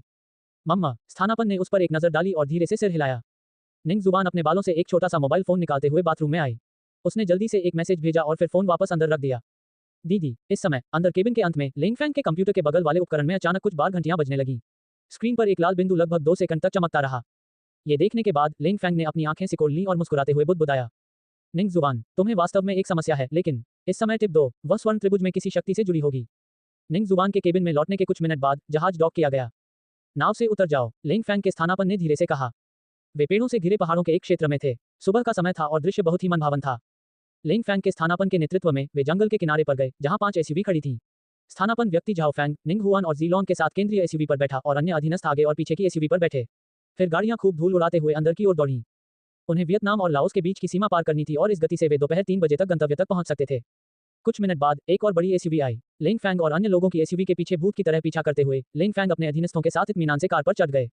वे सारी रात अवाक रहे। अगली सुबह जियान ने सावधानी से कपड़े पहने। उसकी चमकती आंखें, मध्यम ऊंची नाक, लाल होंठ और खूबसूरत गाल अक्सर झांग हान की आंखों को आकर्षित कर रहे थे। ऐसा लग रहा था कि जियान अपनी ओर अधिक आकर्षित होता जा रहा था। झांग हान ने हंसते हुए अपना सिर हिलाया। जब वे पहली बार मिले तो झांग हान को जियान के बारे में कुछ भी महसूस नहीं हुआ, लेकिन जैसे जैसे समय बीतता गया वे और अधिक परिचित होते गए और झांग हान ने पाया कि जियान और अधिक सुंदर थी। इसके अलावा उनका व्यक्तित्व अच्छा और सौम्य था। उसकी ठंडी नजर से कभी कभार होने वाली शर्म ने झांग हान को कुछ हद तक मोहित कर दिया। उसे जियान को थोड़ा शर्मीला, शालीन, भव्य और आकर्षक दिखाते हुए देखना पसंद था। झांग हान की आंखें बार बार उसकी ओर देखते हुए जियान ने अपनी आंखों में थोड़ा गर्व दिखाया। क्या मैं सुंदर हूँ? तुम कितने मूर्ख हो जो मेरे साथ इतना बेस्वाद व्यवहार करते हो, जियान ने सोचा। अच्छा, क्या ये किसी के लिए नाश्ता देने का समय नहीं है? जियान ने झांग हान को याद दिलाया जब उसने उसे सोफे पर बैठे हुए खुद को एक इंस्पेक्टर की तरह देखते हुए देखा था। हम अभी भी नाश्ते के बाद माउंट न्यू मून जाना चाहते हैं। झांग हान ने धीरे से अपना सिर हिलाया और नाश्ता बनाने के लिए नीचे चला गया। भोजन के बाद तीनों का परिवार बाहर चला गया, जो ऊफी रेस्तरां में रुका हुआ था। चूंकि मेहमान नहीं गए थे, इसलिए रेस्तरां की देखभाल की जिम्मेदारी उसे सौंप दी गई। 10 मिनट से अधिक की ड्राइविंग के बाद तीनों माउंट न्यू मून पर आए। जैसे ही उन्होंने लॉन पर कदम रखा, जियान ने गहरी सांस ली और कहा, हवा बहुत ताजी है। ये बहुत अच्छा है। जब जियान बोल रही थी, मिंग मैंग आगे की ओर दौड़ते हुए प्रभावशाली मधुर आवाज में चिल्लाई, बड़ी हे, छोटी हे, मिंग मैंग आपसे मिलने आई है। आओ और जल्दी से मिंग मैंग से मिलो। मिंग मैंग की अपरिपक्व आवाज माउंट न्यू मून के चारों ओर तैरती रही, जिससे ये खूबसूरत जगह जीवंत वातावरण से भरपूर हो गई। इस समय दाही और लिटिल हेई पहाड़ियों के पीछे जंगल में थे। दोनों अपने मांस भोजन का आनंद ले रहे थे। मेजबान के शब्दों से दोनों खाने के शौकीन बेफिक्र होकर खाने के लिए पूरी तरह से स्वतंत्र थे। विशेष रूप से दहेई को बारबेक्यू के स्वाद को अधिक सुगंधित और कोमल बनाने के लिए कुछ सुगंधित लकड़ी भी मिली। जैसे ही उन्होंने आधा खाना खाया, उन्हें मिंग मैंग की अपरिपक्व आवाज सुनाई दी। वाह! दहेई थोड़ा आश्चर्यचकित हुआ। उसने अपने हाथ में आधे हंस को देखा, फिर छोटी हेई को देखा, जिसका बड़ा मुंह वो कह रहा था। ऐसा लग रहा था जैसे कह रहे हों, छोटा मेजबान यहाँ है और हमने अभी तक अपना भोजन खत्म नहीं किया है। काय करते? छोटी हेई साफ सुथरी और फुर्तीली थी। इसने दाही की ओर देखा और अपना सिर हिलाकर संकेत दिया, ये सब ठीक है। चलो धीरे धीरे खाना खाओ। वाह! दाही को संकेत मिला, उसने समझा और धीरे धीरे खाया। लेकिन अपना सिर हिलाने के बाद छोटी हेई ने अपने आधे भुने हुए हंस को कुछ घूंट में खा लिया। उसने बिना सोचे समझे जल्दी जल्दी खाना खत्म किया और अपने शरीर को टेढ़ा करके भाग गया। वाह! दहेई थोड़ा भ्रमित हो गया, अपनी बड़ी बड़ी आंखों से घूर कर बोला, वाह वो। वह गुस्से में कई बार चिल्लाया, खड़ा हुआ और भुने हुए हंस को अपने मुंह में भरते हुए भाग गया। यदि लिटिल हेई ने अपनी आंख देखी तो उसे इस समय दहेई के मनोविज्ञान को स्पष्ट रूप से पता होना चाहिए। लिटिल हेई, तुम मेरे दिल से खेलते हो। बेशर्मी से छोटे मेजबान की चापलूसी करने गया और मुझे धीरे धीरे खाने दिया। इस व्यवहार से तुम अपने मित्रों को खो दोगे। छोटी हेई की गति बहुत तेज थी और जैसे ही दहेई घने जंगल से बाहर भागा, वह पहाड़ की चोटी पर थंडरयांग पेड़ के नीचे गायब हो गया। वाह! दहेई ने भुने हुए हंस को अपने मुंह में निगल लिया। अपनी अगली हथेली को मुश्किल से जमीन पर दबाने और अपने अंगों को तेजी से थिरकाने के कारण दहेई बहुत तेज गति से आगे बढ़ा। पहाड़ के सामने मिंग मैंग के बुलावे के 1 मिनट से भी कम समय बाद छोटी हेई बाघ की तरह दौड़ती हुई आई। उसके काले और सुनहरे बाल हवा के साथ उड़ रहे थे, जो बहुत सुंदर लग रहे थे। यहाँ तक कि जियान ने भी ये देखकर भावनात्मक मुस्कान के साथ आह भरी। मैं वास्तव में नहीं जानता कि आपको ये कुत्ता कहाँ से मिला, इतना बड़ा शरीर, इतना सुंदर चेहरा और मानवता की इतनी अच्छी समझ। मुझे लगता है कि आपके पास बहुत सारे रहस्य हैं। ये बोलते समय जियान की खूबसूरत आंखें झांग हान की ओर चमक रही थीं। बहुत सारे रहस्य हैं, क्या आप जानना चाहते हैं? झांग हान ने जियान को बहुत उदार आंखों से देखा। कुछ सेकंड तक एक दूसरे को देखने के बाद जियान ने अपनी तेज दिल की धड़कन को महसूस करते हुए दूसरी ओर देखा। वह मुझे एक रहस्य बताना चाहता है। वह क्या कर रहा है? क्या वह मेरा पीछा करना चाहता है? जियान को थोड़ी घबराहट महसूस हुई और उसकी आंखें चमक उठीं। वह जानती थी कि जब कोई पुरुष किसी महिला के साथ अपने रहस्य साझा करता है, तो इसका मतलब है कि इस पुरुष के मन में उनके बीच घनिष्ठ संबंध हैं। थोड़ी ही देर के बाद झांग हान ने हंसते हुए कहा, आप इस जगह को परियों के देश में बदलते हुए देखेंगे। उसने जो कहा उसे सुनकर जी यान ने झांग हान की ओर देखा। जब वह बोलने ही वाली थी, अचानक पहाड़ की चोटी से एक विशाल आकृति नीचे की ओर दौड़ती हुई आई। जैसे ही जी यान ने देखा, उसकी आंखें धीरे धीरे चौड़ी हो गईं। वह क्या है? एक चिंपैंजी? यह इतना बड़ा क्यों है?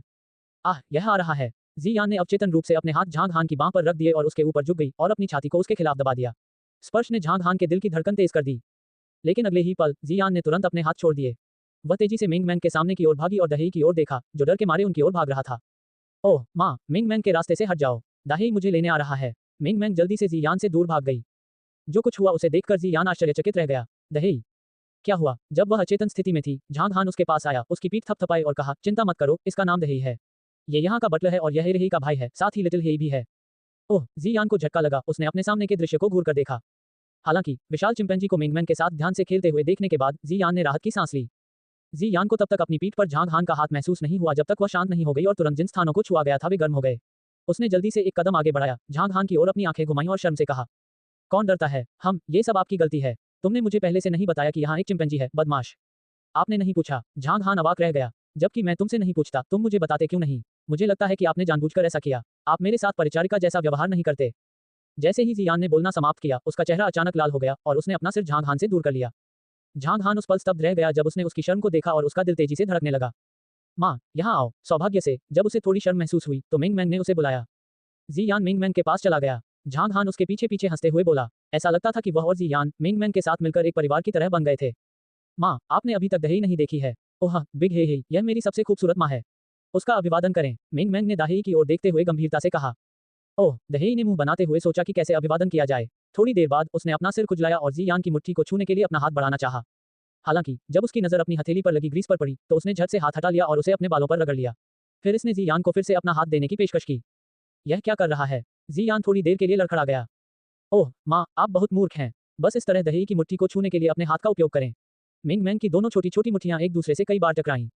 जी यान समझ गया। उसने मुस्कुराते हुए अपनी मुट्ठी बढ़ाई और दहेई की विशाल मुट्ठी को छुआ। चूंकि दहेई ने जोर नहीं लगाया, इसलिए उसकी मुट्ठी काफी नरम थी। यहाँ तक कि जी यान ने भी अपने बालों को बांह पर सहलाया और महसूस किया कि यह बहुत चिकने थे। हा, दाही कुटिलता से मुस्कुराया, अपने ही सीने में बाएं हाथ से कई बार वार किया। वाह वाह वाह, वह बहुत खुश है। बिग हे, इस बार आप मेरी माँ को देखेंगे। क्या मेरी माँ सुंदर है? मिंग मैंग ने बचकाने स्वर में पूछा। लिटिल हेई ने अंततः सामने आने का अवसर जब्त कर लिया। इसने एक छोटे प्रशंसक की तरह अभिनय करते हुए बार बार अपना सिर हिलाया।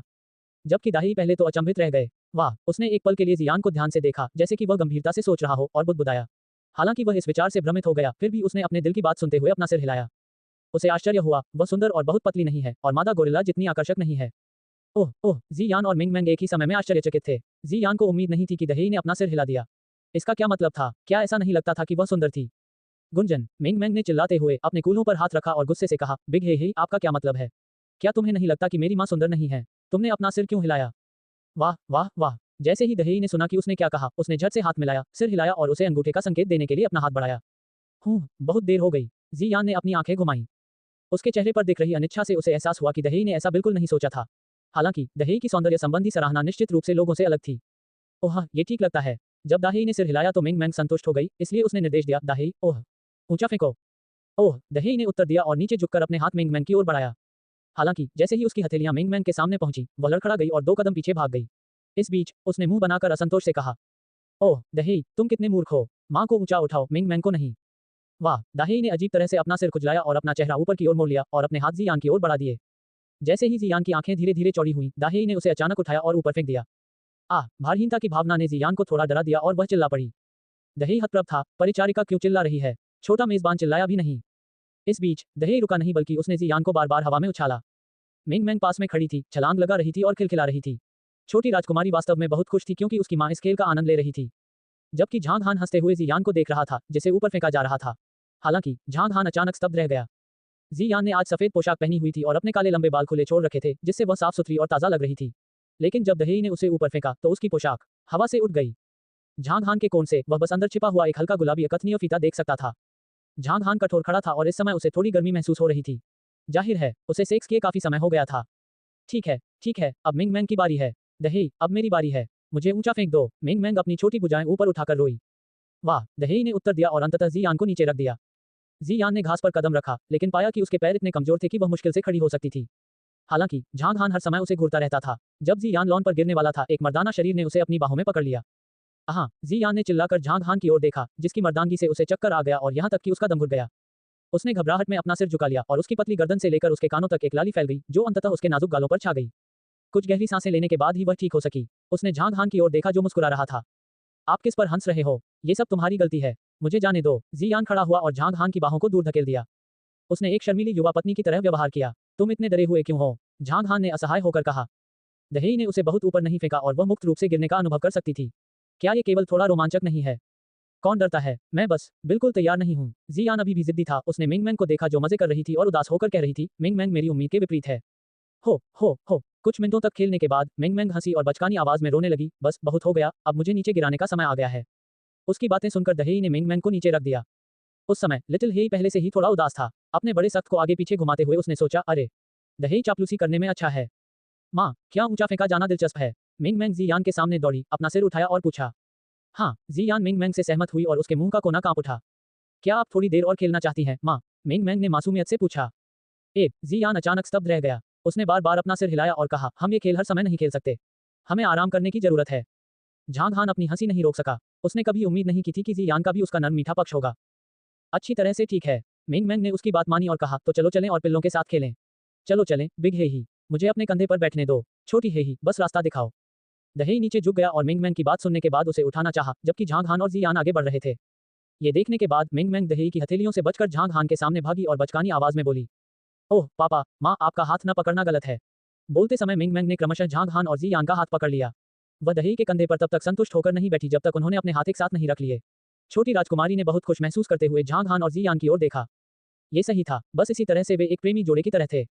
जी यान का हाथ पकड़कर झांग हान ने पाया कि उसकी त्वचा कोमल और चिकनी थी। उसने और जी यान ने एक दूसरे की ओर देखा और उसने जी यान की आंखों में शर्म देखी। वे दोनों पहले आगे बढ़े। जब वे थंडर यांग पेड़ के पास पहुंचे तो दाही और लिटिल ही उनके पास से गुजरे और तेजी से पालतू क्षेत्र की ओर चले गए। क्या तुम मुझे जाने नहीं देते? जी यान थोड़ा शर्मा गया। उसने धीरे से अपना हाथ खींच लिया लेकिन असफल रही तो उसने शर्माते हुए जवाब दिया। कुआं। झांग हान मुस्कुराया। जब उसने उसका हाथ छोड़ा तो झांग हान ने अनजाने में उसे मसल दिया, जिससे जी यान ने उसकी ओर अपनी आंखें घुमाने के लिए प्रेरित किया। गुंजन। जी यान को नहीं पता था कि वह इस समय कितनी आकर्षक थी। उसने धीरे से गुर्राया और असंतुष्ट स्वर में कहा, मैं दोपहर को विदेश जाऊंगी। मुझे नहीं लगता कि आपने मुझे विदा करने के लिए कोई खाना बनाया है। क्या हम अभी यहाँ नहीं आए? जब मैं वापस जाऊंगा तो सामग्री ले लूंगा। झांग हान अवाक था। लेकिन तुमने कभी मेरा पसंदीदा व्यंजन नहीं बनाया। आप बिल्कुल भी ईमानदार नहीं हैं। जी यान ने अपने होठों को थोड़ा सा सिकोड़ लिया, जिससे वह सेक्सी और प्यारी दोनों हो गई। उधर देखो। झांग हान ने रोपण क्षेत्र की ओर इशारा करते हुए कहा, मैंने कुछ दिन पहले वहां कुछ सब्जियां लगाई थी, जिनमें पालक, सलाद, गोभी, मशरूम और कुछ अन्य छोटी सब्जियां शामिल थीं। ओह। जी यान चौंक गई और उसने अपना सिर थोड़ा नीचे कर लिया। जब आप अपनी व्यावसायिक यात्रा से वापस आएंगे तो आप हॉट पॉट ले सकते हैं। वहां की भीड़ें उजिमकिन भीड़ हैं और वे गर्म बर्तन पकाने के लिए सबसे अच्छी नस्लों में से एक हैं। झांग हान ने लापरवाही से कहा। माउंट न्यू मून में पशुओं को लाने के बाद प्रजनन में काफी समय लगा। केवल इसी तरह से वे सर्वोत्तम गुणवत्ता वाला मांस प्राप्त कर सकते थे। इसके अलावा चूंकि माउंट न्यू मून एक कीमती जगह नहीं थी, इसलिए इसे मांस की गुणवत्ता में सुधार करने के लिए समय की आवश्यकता थी। हालांकि दूसरा परिवर्तन पूरा करने के बाद प्रक्रिया को 1 या 2 दिनों तक छोटा कर दिया जाएगा। झांग हान हॉटपॉट को अच्छी तरह से जानता था। हॉटपॉट, जिसका नाम उबलते पानी में भोजन डालने पर प्लॉप की ध्वनि के कारण पड़ा, को प्राचीन काल में एंटीक सूप कहा जाता था। ये लंबे इतिहास के साथ हमारे देश का एक मूल व्यंजन था और सभी उम्र के लोगों के लिए उपयुक्त भोजन था।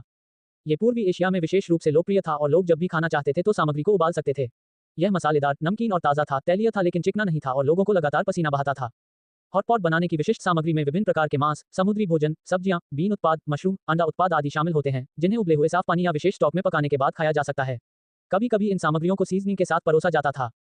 जी यान ने चोंगकिंग हॉटपॉट को प्राथमिकता दी, जो चीन में प्रसिद्ध था और एक संस्कृति के रूप में माना जाता था। इसे कैटल ट्रिप हॉटपॉट या स्पाइसी हॉटपॉट भी कहा जा सकता है और इसकी मुख्य सामग्रियों में बीफ ट्रिप, बत्तख की आंत आदि शामिल हैं। मवेशियों के ट्रिप में काला ट्राइप और सफेद ट्राइप शामिल थे। ये कुछ ही सेकंड में पक गया और इसका स्वाद चबाने योग्य और मुलायम दोनों था। झांग हान की बातें सुनने के बाद जी यान थोड़ा कांप उठा। काफी देर बाद जब उसने सिर उठाया तो वह हमेशा की तरह ठंडी थी, लेकिन उसकी आंखें गर्मी और भावना से भरी हुई थीं। ये पता चला कि उसे मेरी परवाह थी। खुशी का समय सचमुच उड़ गया और जल्द ही दोपहर हो गई। हमें वापस जाना चाहिए। झांग हान ने कुछ सामग्री ली, जिसमें कई आलू, कुछ खीरे और टमाटर शामिल थे। जी यान ने अभी अभी एक टमाटर खाया था। वह वास्तव में इस प्रकार के हरे फलों और सब्जियों को लेकर सहज थी। चूंकि वह टमाटर के मीठे स्वाद की बहुत शौकीन थी, इसलिए मिंग मैंग ने आधे से भी कम टमाटर खाया। खाते समय जी यान ने लापरवाही से कहा, मुझे याद है कि एक प्रकार का बहुत छोटा खुरमा होता है जो स्वादिष्ट भी होता है। उसके शब्दों ने मिंग मैंग को याद दिलाया, जिसने अपने छोटे हाथ लहराए और कहा, ये सही है। खुरमा लाल या पीला होता है। पापा, मिंग मैंग को भी ये बहुत पसंद है। ठीक है पापा, कुछ दिनों में तुम्हारे और तुम्हारी माँ के लिए कुछ पौधे लगाएंगे, ठीक है? झांग हान ने मुस्कुराते हुए उत्तर दिया। महान, मवाह मवाह मवाह। माउंट न्यू मून में ये बस एक छोटा सा एपिसोड था। दोपहर को रेस्तरां लौटने के बाद झांग हान ने ब्रेज्ड चिकन, मसालेदार और खट्टा आलू, लहसुन की चटनी के साथ ककड़ी और साथ ही टमाटर का सलाद बनाया। रेस्तरां में लहसुन की चटनी के साथ खीरा सबसे आम व्यंजन था। माउंट न्यू मून में उगाए गए खीरे बेहद ताज़ा थे और लोगों के बीच बहुत लोकप्रिय थे। हालांकि ये ब्रेज्ड चिकन था जिसने लियांग मिंग की और अन्य सदस्यों को आश्चर्यचकित कर दिया। सभी को कुछ मिला और वे खुशी से भर गए। ओह, ये ब्रेज्ड चिकन बहुत सुगंधित है। सैन हुआन की देशी मुर्गियां इतनी सुगंधित कैसे हो सकती हैं? महान। जब भी पियर्सन रेस्तरां में भोजन का आनंद लेता तो वह भावुक होकर आह भरता।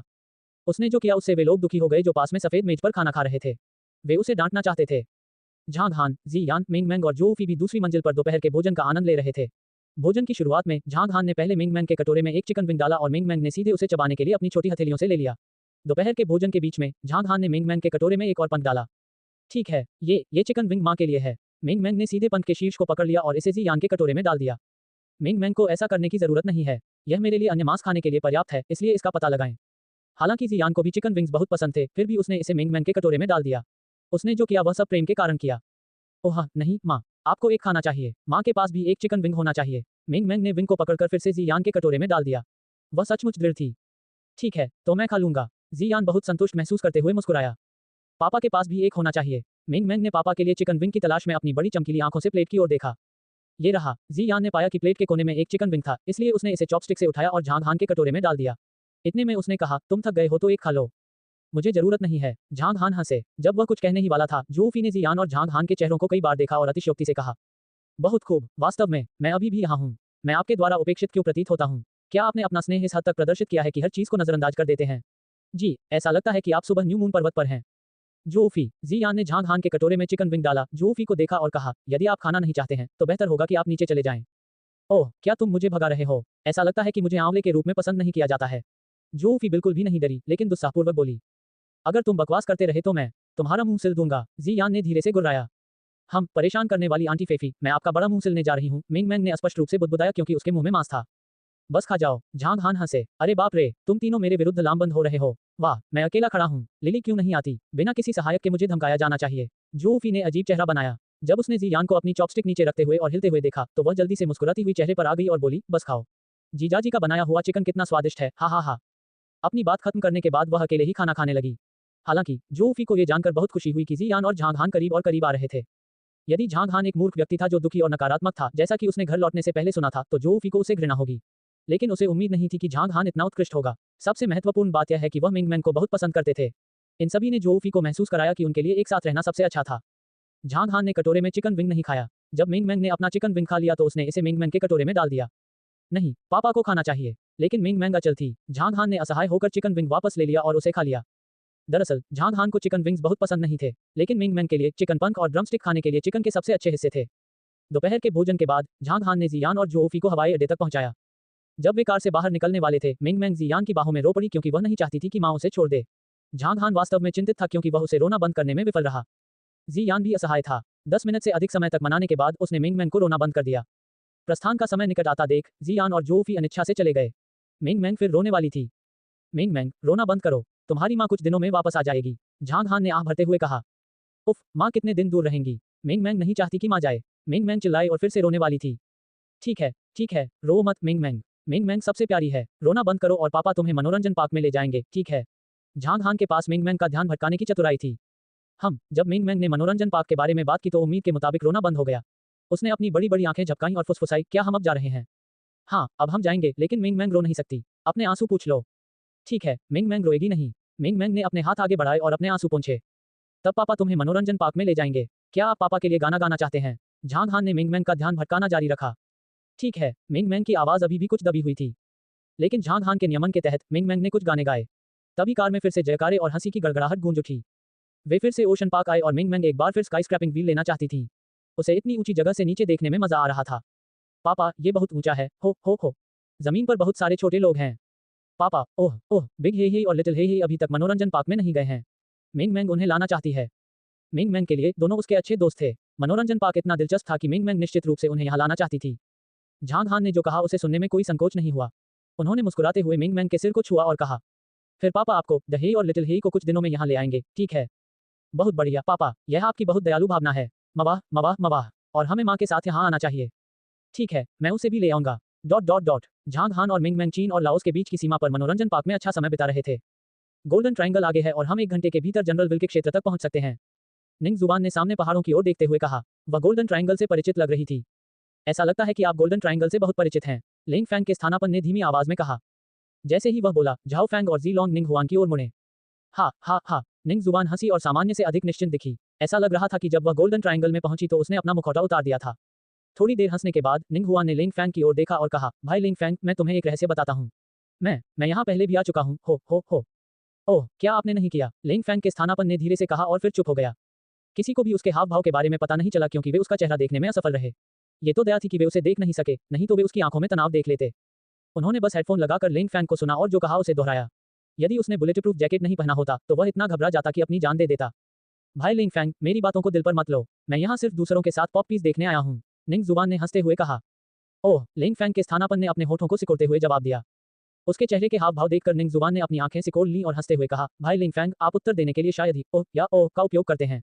इसके अलावा मुझे ये देखकर आश्चर्य हुआ कि इतनी गर्म जगह पर आप न केवल मोटे कपड़े पहनते हैं बल्कि 2 टोपियां भी पहनते हैं और आपका लहजा हमेशा की तरह नहीं लगता।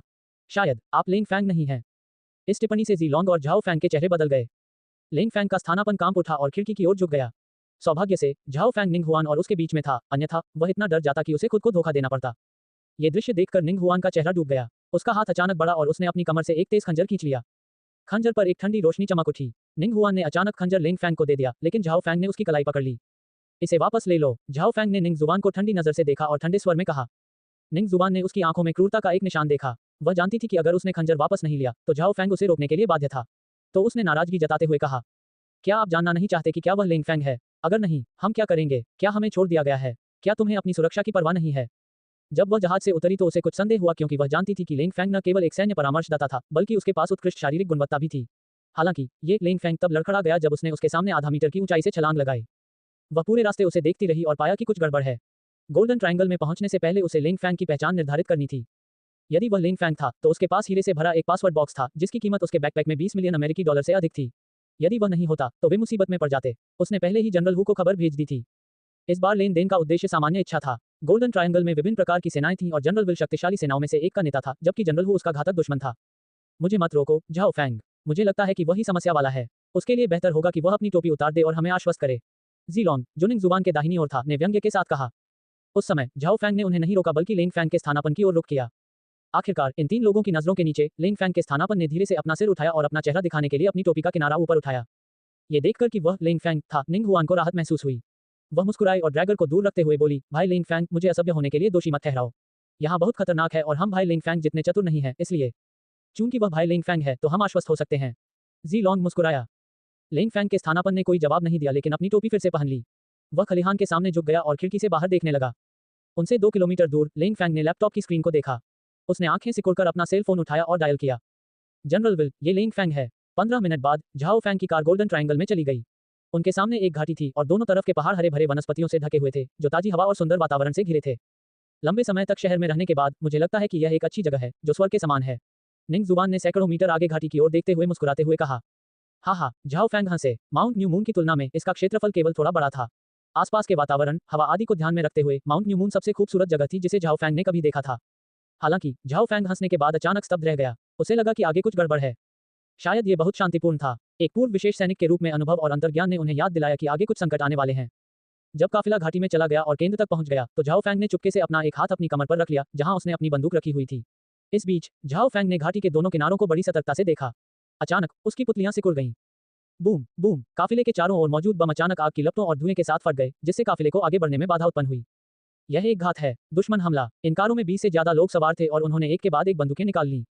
जब वे विरोध करने वाले थे तो उन पर गोलियों की बौछार हो गई। केंद्र में झाओ फैंग की कार के अलावा आगे और पीछे की सभी 4 कारें रैक की गईं। कुछ गोलियां कारों की बॉडी पर लगी, कुछ ने खिड़कियां तोड़ दी और निश्चित रूप से कुछ गोलियां कारों के अंदर मौजूद लोगों को लगीं। 10 सेकंड के भीतर वहां 1 दर्जन से अधिक लोगों को गोली मार दी गई। अन्य लोग या तो कारों से बाहर भाग गए या आगे बढ़ने के लिए वाहन स्टॉप कर दिए। उस समय असमंजस की स्थिति थी। गाड़ी चलाना, आगे की तरफ गाड़ी चलाए। झाओ फैंग ने ड्राइवर को चिल्लाया जो पहले से ही डरा हुआ था। झाओ फैंग की बातें सुनने के बाद उसने असमंजस में गियर डाल दिया। जैसे ही उसने एक्सीलेटर पर पैर रखा, दूर से एक स्पष्ट और तेज गोली की आवाज आई। पा पफ, पहली टूटने की आवाज मुख्य ड्राइवर की खिड़की के कारण हुई और दूसरी गड़गड़ाहट की आवाज ड्राइवर को गोली लगने के कारण हुई। एक निशानची। झाओ फैंग का चेहरा बदल गया। ठीक उसी समय वह मुख्य कैब के पास पहुंचा, दरवाजा खोला और ड्राइवर को लात मारकर नीचे गिरा दिया। फिर उसने जल्दी से दरवाजा बंद किया, कार स्टॉप की और आगे बढ़ गया। इस बीच उसने ड्राइवर की कुर्सी को धक्का दे दिया, खुद दरवाजे के पीछे छिप गया और 2 मिनट तक पागलों की तरह गाड़ी आगे बढ़ाता रहा। दुश्मन के हमले के बाद वहां 5 में से सिर्फ 2 कारें बची। क्या बकवास है, गोल्डन ट्रायंगल में प्रवेश करते ही हम पर हमला क्यों किया गया? जी लॉन्ग भयभीत होकर घूरता रहा और रोने लगा। उसने सोचा कि वह खतरे से बाहर है, लेकिन जैसे ही उसने बोलना समाप्त किया, गुंजन गुंजन तेज आवाज के साथ जी लॉन्ग ने पीछे मुड़कर देखा और घाटी के दोनों किनारों पर जंगल से एक के बाद एक मोटोक्रॉस को उनका पीछा करते देखा। लानत है, जल्दी करो, जी लॉन्ग ने चिल्लाकर कहा। चिल्लाओ मत, झाओ फैंग ने अपनी भौहें ऊपर उठाई और कहा, मत भूलो कि बाहर एक स्नाइपर है। आप टकराना। इससे पहले कि वह अपनी बात खत्म करता, एक तेज आवाज निकली और कार नियंत्रण से बाहर हो गई। ये गोली पीछे बाईं ओर टायर में लगी, जिससे कार रुक गई। झांग फैंग ने पहिया तेजी से घुमाया और कार किनारे के पहाड़ी जंगल में चली गई। कार से बाहर निकलो। पहाड़ी जंगल के किनारे कार पार्क करके झाओ फैंग पहले बाहर निकले। उसने पिछला दरवाजा खोला और लिंग फैंग के सब्स्टिट्यूट को कार से बाहर खींच लिया। चूंकि इस स्थानापन्न के पास रुकसेक था, इसलिए वह थोड़ा अनाड़ी था। झाओ फैंग लिंग फैंग के स्थानापन्न को खींचते हुए पहाड़ी जंगल की ओर भागे। निंग हुआन और जी लॉन्ग के अलावा केवल 6 आदमी बचे थे। सामने पहाड़ी वन क्षेत्र कम ऊंचाई पर था, जहां विरल पेड़ थे जो आकार में छोटे थे, इसलिए मोटोक्रॉस आसानी से उन्हें पकड़ सकता था। हमारे इस पहाड़ को पार करने के बाद वे शायद पकड़ लेंगे। लिंग फैंग के विकल्प के साथ दौड़ते समय झाओ फैंग ने आसपास के वातावरण पर ध्यान दिया। उसने ये जानकर अपनी भौहें सिकोड़ ली कि वे इस स्थिति में हैं। क्या हम अलग अलग दौड़ें? जी लॉन्ग ने जोर से कहा। उसने सोचा कि जीवित रहना महत्वपूर्ण है। यदि वह मर गया तो उसके लिए पैसे का क्या मतलब था? अगर हम अलग अलग भागेंगे तो हम मर जाएंगे। झाओ फैंग ने उपहास किया और कहा, दौड़ने पर ध्यान केंद्रित मत करो। हमें उनसे लड़ना चाहिए और उनके हमारे पास आने के बाद भी भागते रहना चाहिए। भीड़ पहाड़ की ओर दौड़ पड़ी। जब वे शीर्ष पर पहुंचे तो वे मोटोक्रॉस उनसे केवल कुछ 100 मीटर की दूरी पर थे। कई बार गोलीबारी करने और दुश्मन को धीमा करने में सफल होने के बाद वे दूसरी तरफ पहाड़ पर पहुंचे। पहाड़ी जंगल से बाहर भागते समय सबके चेहरे बदल गए। वहां मैदान का एक विस्तार था जिसकी लंबाई 1000 मीटर से अधिक थी। पूरे क्षेत्र को पूरी गति से पार करने में उन्हें 4 मिनट से अधिक का समय लगेगा। यह अनुमान लगाया गया था कि जो लोग मोटरसाइकिल चलाते हैं वे इन 4 मिनटों में 4 बार उनके साथ मिल सकते हैं। हम क्या करेंगे? कहां भागना है? लानत है। जी लॉन्ग चिंतित था और पसीना बहा रहा था। दौड़ना, झाओ फैंग ने चिल्लाया और आगे दौड़ने का बीड़ा उठाया। तो भीड़ बदहवास होकर भागने लगी। 1 मिनट बाद पीछे की तरफ 30 से ज्यादा मोटरसाइकिलें फ्लैट पर पहुंची। उन सभी ने मजाक में हाथ से नियंत्रित होने वाले वाल्वों को मोड़ दिया, जैसे कि उन्होंने इसे जानबूझकर किया हो या जैसे कि वे झाओ फैंग और उनके साथियों को अपनी संपत्ति मानते हों। गुंजन 10 सेकंड से अधिक समय के बाद मोटरसाइकिल टीम ने पकड़ लिया। जब वे 400 मीटर से कम दूरी पर थे तो उन सभी ने बंदूकें तान ली। दादा अधिकांश गोलियां झाओ फैंग और उनके साथियों के बगल में जमीन पर लगी, लेकिन कुछ उनके पास से निकल गईं। यहां तक कि उनके 4 लोगों को गोली लगी और वे जमीन पर गिर पड़े। ये दृश्य देखकर निंग हुआन का चेहरा बदल गया। उसने चुपचाप अपने दांत पीस लिए और भी तेज गति से आगे की ओर भागी। जब वे सामने के जंगल से 200 मीटर दूर थे तो मोटरसाइकिल टीम उनसे केवल 100 मीटर की दूरी पर थी। शायद 10 सेकंड से अधिक समय के बाद उन्हें पकड़ लिया जाएगा। उन्हें क्या करना चाहिए? उनके दिल धीरे धीरे डूब गए और ठंडे हो गए। जिस समय वे हताश महसूस कर रहे थे, सामने जंगल से एक तेज दहाड़ सुनाई दी। बूम बूम बूम, दर्जनों गाड़ियां जंगल से बाहर चली गईं, बहुत सारे लोग चिल्ला रहे थे और भारी मशीन गने। नीचे उतरो। झाओ फैंग की पुतलियां सिकुड़ गईं और उन्होंने झट से लिंग फैंग के सब्स्टिट्यूट को नीचे पकड़ लिया। जी लॉन्ग और निंग हुआन ने भी ऐसा ही किया। थम्प थम्प थम्प, लगातार गोली चलने से पीछे 30 से अधिक मोटरसाइकिलों में से कोई भी व्यक्ति जीवित नहीं बचा। लिंग फैंग और अन्य ने राहत की सांस ली, लेकिन ऊपर देखने के बाद उन्होंने सतर्कता के साथ आगे के काफिले को देखा। उम्मीद थी कि वे फ्राइंग पैन से आग में नहीं जाएंगे। खड़े हो जाओ। काफिले के बीच में एक हमर का ड्राइवर चिल्लाया। लिंग फैंग और अन्य खड़े हुए, लेकिन पाया कि 4 के अलावा इस समय केवल 3 आदमी जीवित बचे थे। लगभग 30 लोगों वाली टीम में केवल 7 लोग बचे थे, जिससे ये भी पता चला कि गोल्डन ट्रायंगल वास्तव में एक ऐसी जगह थी जहां लोग आसानी से अपनी जान गंवा देते थे।